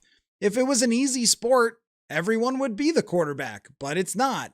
So when you go back to that stuff, like, yeah, there are explanations, but if they thought, oh, the only reason that he struggled with accuracy was because he hurt his hand, then they wouldn't have Kyler Murray, more likely than not. But could it have been a factor? Yeah, it could have been a factor. I appreciate that you enjoyed the golf analogy, even though you're not a golfer. Take it up. It's fun. Phil says, don't you make JJ your QB2 to increase his value before the trade deadline? Nah, I think you have your QB2 who you trust to come in and win you a game. If you've gotten to that point, the league already has their opinion on McCarthy and they're not going to give you something spectacular if he's QB2 or QB3. I don't think that a team that gets their quarterback hurt that's looking for another option is like, well, yes, he was a top 10 draft pick that they moved on from Sam Darnold and then benched for another guy, but he's QB2, not QB3. I don't think that there's much of a difference there. Let's see. Rob, the Pro Football Reference on target data, thought that Darnold would be better than Vikings fans expected 2024. His accuracy in 2022 was almost the same as Cousins. So that does not adjust for depth of target. If it did, it would be better. It does not adjust for depth of target. and Darnold had one of the highest depth of target in the league in 2024. And Murray does not have one of the higher depth of targets. In fact, it's one of the lower ones. So I think that helps that number. But also when you watch, him play, and, Darnold would spray some passes too. It's just he would have many brilliant ones down the field. But that does matter. I mean, the on-target data, if you throw a swing pass to your running back, it's counted as 1 of 1. And if you throw a 47-yard touchdown that drops in from the sky, it's counted as 1 of 1. So it is one that you need a little adjustment for that. I think it would be higher if it did.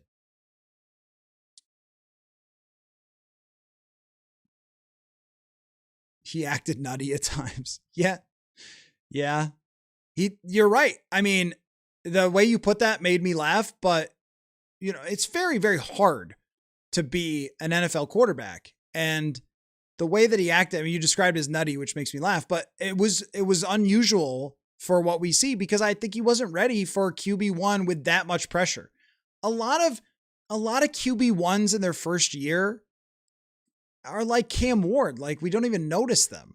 I mean, there's going to be conversations about their rookie seasons, but tell me your favorite Joe Burrow memory from his first year. You probably don't have one because he played for the Bengals. It's not often that you end up with a bunch of national TV games and 2 right off the bat and the amount of hype off a 14-win season. That all factor in. It definitely all factor in. And it's really hard. Jay Mulls mentions the ups and downs. It's very hard to deal with those ups and downs, but it's even harder when you've become one of those teams that the people on TV and everyone on social media and national writers are all picking apart every single week. I don't know what Cam Ward did last year, and neither does anybody else. So, it's BM. Thieneman is a talented white safety. He is our birthright. That's funny. That is funny. Evan says, every time I mock on PFF, Thieneman is gone by 18. It seems like his stock has gone up. Carl Eller was a Seahawk. Was he really? Did that happen?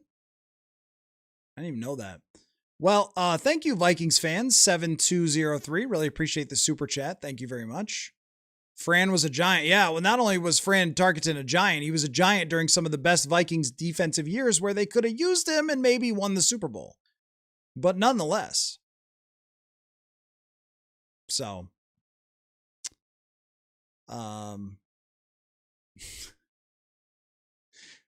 thank you, Paul, for making the effort to listen on 2 a.m. UK time. Wow. Thank you for that. Really appreciate that. Malik says, hope JJ goes to the Rams behind Stafford and wins a Super Bowl with McVay. We don't deserve a young franchise quarterback. Well, you don't have one, so I don't know why you wouldn't deserve one. You just don't have one. You tried. That is what it is. He's got to prove it. Flick Murray makes me unironically excited. The JJ McCarthy break feels like a little bit of Dalton second year stint. Bryce Young, maybe. I mean, that was a little bit different. I mean, Bryce had hit a real serious low point and they needed to give him a reset. So maybe that's similar to that. The team was also really bad, Carolina. That is a bit of a difference here, is that this team is not really bad. Yes, I am still live. These go on for a while. We have good discussions here. Got a great crowd. That's what it's about, man. But with McCarthy, I see your comparison. He does. I think he does need the mental reset of a year. And there is nothing wrong with being excited for Kyler Murray because he is the one quarterback that breaks away from all of those other ones that would have been, I think, kind of a drudgery. Like if Kirk came back, it would have been, all right, here we go. The march to 8 wins, right? I mean, I really think with Kirk at this point in his career, he should probably just go work for CBS. With Rodgers, it would have been interesting, but I don't know how exciting it would have been, but it would have been at least, okay, I guess we'll see how this goes. Geno Smith, I was going to have a tough time with. Other than Camp. I think Camp would have been fun to see if McCarthy could beat him, but I don't know. Like watching a guy throw 30 interceptions, I'm not sure if I was prepared for that. Murray is the one that it could actually work, and they got him. So at least there's that. All right, so what was the promise I'm going to do a draft sim here in a second. What was the promise that I made for the draft sim? I think I said I wouldn't take Thieneman and I wouldn't take Sadiq. So I'll do that in just a second. I'll answer a couple more questions, then I'll jump on that. Tyler, do you think Brzezinski will ultimately be the full-time GM after the draft? So I don't know. I don't think that's a bad idea if they do. The owners' meetings are coming up in Phoenix. I will be there, and we are going to ask the owner who the GM is going to be, or if they have any idea what the plan is going to be for GM. What I think I'd like to see is if Rob Brzezinski was the president of football operations and there was a GM hired under Rob and they were over the head coach. That's, I think, where I would like it, where Rob would oversee the entire organization and be the liaison to the Wilfs. So they have someone in the building who is basically the Wilfs in the building, which has been a problem recently. So you've got someone who's over everyone that is basically ownership. And then you have your general manager and your coach who are on the same level, but they answer to Rob. And Rob and the Wilfs are the ones who evaluate the GM and the coach. That's the structure I would like. We'll see if that's what they go with. Because I don't want any more of this GM and head coach on the same page, on the same level thing. I'd like someone ahead of them. If we're talking arm talent, Caleb, Kyler, Love, Goff, they're all arm talent. They're all great. They're all great with arm talent. I mean, I would put Goff very high on arm talent. But I see what you're saying with Caleb, but Caleb's inaccuracy would make me put him probably last because he's not accurate. I would definitely have Goff for arm talent. He throws the ball very accurately and very hard and on time. BM, Bo Nix proved me wrong. I thought he was booty. Yeah, I mean, he's a good player. He's not a great quarterback, but he has gotten better and it's a good fit. So, but that shows you that that level of quarterback can still win. So, okay, let's do a draft sim. Yeah, I'm not ready for 7 rounders. I'm ready for third round, 3 rounders. Let's where do I got my draft simulator here? Okay, let me get it to the big screen. All right, let's see. Where do we go? Vikings 3-round draft, and let's use a random big board. Big board 4.0 consensus. All right, let's that's good. That's great. This is a great addition to PFF that they've added more big boards and not just theirs. So let's go consensus big board like that. And let's just leave the settings the way that they are, maybe a little more positional value. And fire it up. All right, top of the draft. We always like, Thieneman's gone to the Lions. We weren't going to draft him anyway. At the top, you get Mendoza, Arvell Reese going to the Jets, Molly Noah to the Cardinals, Ruben Bain is 4th. Where does Love end up? To the Brown. Oh, come on, simulator. You're better than that. The Browns can't pick Jeremiah Love. You're better than that, simulator. Fine. Him in that range is all right. But I think the Browns would have to take Carnell Tate there. Switch those two, simulator. Jeremiah Love to Washington makes so much more sense than Carnell Tate to Cleveland. Downs ends up with Miami. Good luck to Miami with everything. And here we are, 18. So we're not picking Sadiq. We promised we wouldn't. Jermod McCoy is the top corner who's out there. He didn't play last year, but was phenomenal in 2024. 4 interceptions. We got Peter Woods. I really like Avion Terrell, Emmanuel McNeil-Warren, Denzel Boston, Caleb Banks, KC Concepcion. This kind of seems like a trade down. Omar Cooper, Caden McDonald, Cassius Howell. Let's see. Let's trade down with Cleveland or Seattle. Let's go with Cleveland because they're the 24th pick from Jacksonville. Can we get 70? Can we throw in a later round pick to get number 70 or just maybe move up to get number 70? Or let's just take 107. All right, fine. We'll just take 107. I kind of want to maneuver here, though. I kind of want to move up to number 70 to drop down. Can I get an extra pick? Okay, let's do that. So we're going to move up from 97 to 70 and get number 107 in this trade with the Browns. It's a little convoluted, but that's what we're doing to move down to 24 in between Avion Terrell, Kenyon Sadiq, Jermod McCoy. They all go. And Emmanuel McNeil-Warren, which kind of directs us to either Denzel Boston or Caleb Banks. I think in this situation, or Casey Concepcion, I think in this situation, I would like to take a wide receiver, but I'm going to do, as you know, I would always like to take a wide receiver, but we're going to do a draft sim where we take a wide receiver tomorrow, like intentionally with Chris Trapasso. So let's take Caleb Banks. I have no problem with that. I don't love Banks because of the production, but the freakishness, you can't find that. Okay, second round, 49. A player who comes up here, there was a report that he visited the Vikings, Anthony Hill Jr., and I kind of like it and I kind of don't like it. Like his pass rush and his coverage grades are not that great, but he's kind of played some different spots as a linebacker. He's thought to be very skilled. He was at one point, you could see that from the trend line. At one point, he was somebody that was thought to be a top 20 draft pick. Jadarian Price is there too. But I'm trying not to draft people I always draft. So I think in this scenario, I probably would draft Jadarian Price. I'm interested in Eli Stowers. Freak athlete, 62 catches, dominated the NFL Combine. Chris Bell is here, Jeremy Bernard, a lot of stuff that I like. But let's go with Anthony Hill, and here's why. Because Blake Cashman is in the last year of his contract.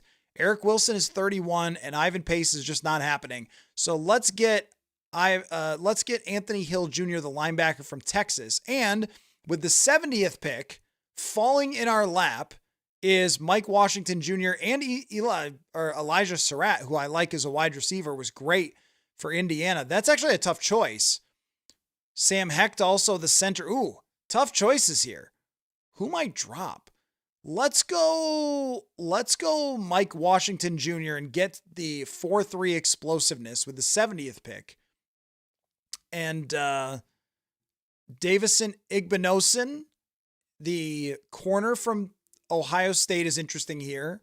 We have Genesis Smith, a safety, Skylar Bell, wide receiver, Zakee Wheatley, also Logan Jones. I could go Logan Jones, a center here. I'm interested in that. Let's go Logan Jones, center from Iowa, with the 82nd pick, and take a look at what we got. So in this draft sim, here's what we did. We moved back to get the 70th pick swapped with 97 and then add 107, which we didn't take because this is a 3-round mock. So we get Caleb Banks, defensive tackle from Florida, Anthony Hill, linebacker from Texas, and then Mike Washington Jr., the Arkansas running back, and Logan Jones, the center from Iowa. So I'm not really sure what you're getting at Casey, what you're talking about there. if you're comparing my early media days to JJ McCarthy quarterbacking, those things are not similar. I can tell you that. Having done one and covered another, they're not the same.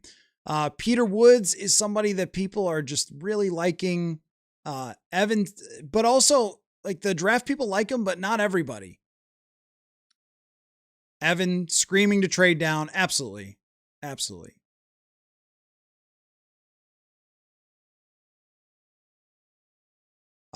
Billy Guerin from the Wild for their operations. Yeah, I don't know if he knows any football at all, but he's done a good job. A very good job over there. All right. Good stuff. Hope you guys enjoyed that. But I did want to say before I call tonight that I did know Jesse Pierce, who, as you guys know by now, passed away along with her 3 children yesterday. And like everybody else in this media, I was devastated, not only for her family, but everybody who knows her, everybody who was ever around her. Something that's come up in all the obituaries and all the tributes is just her smile and her energy and her enthusiasm and her love for hockey. I also love hockey. I loved following what she did with Bar Down Beauties.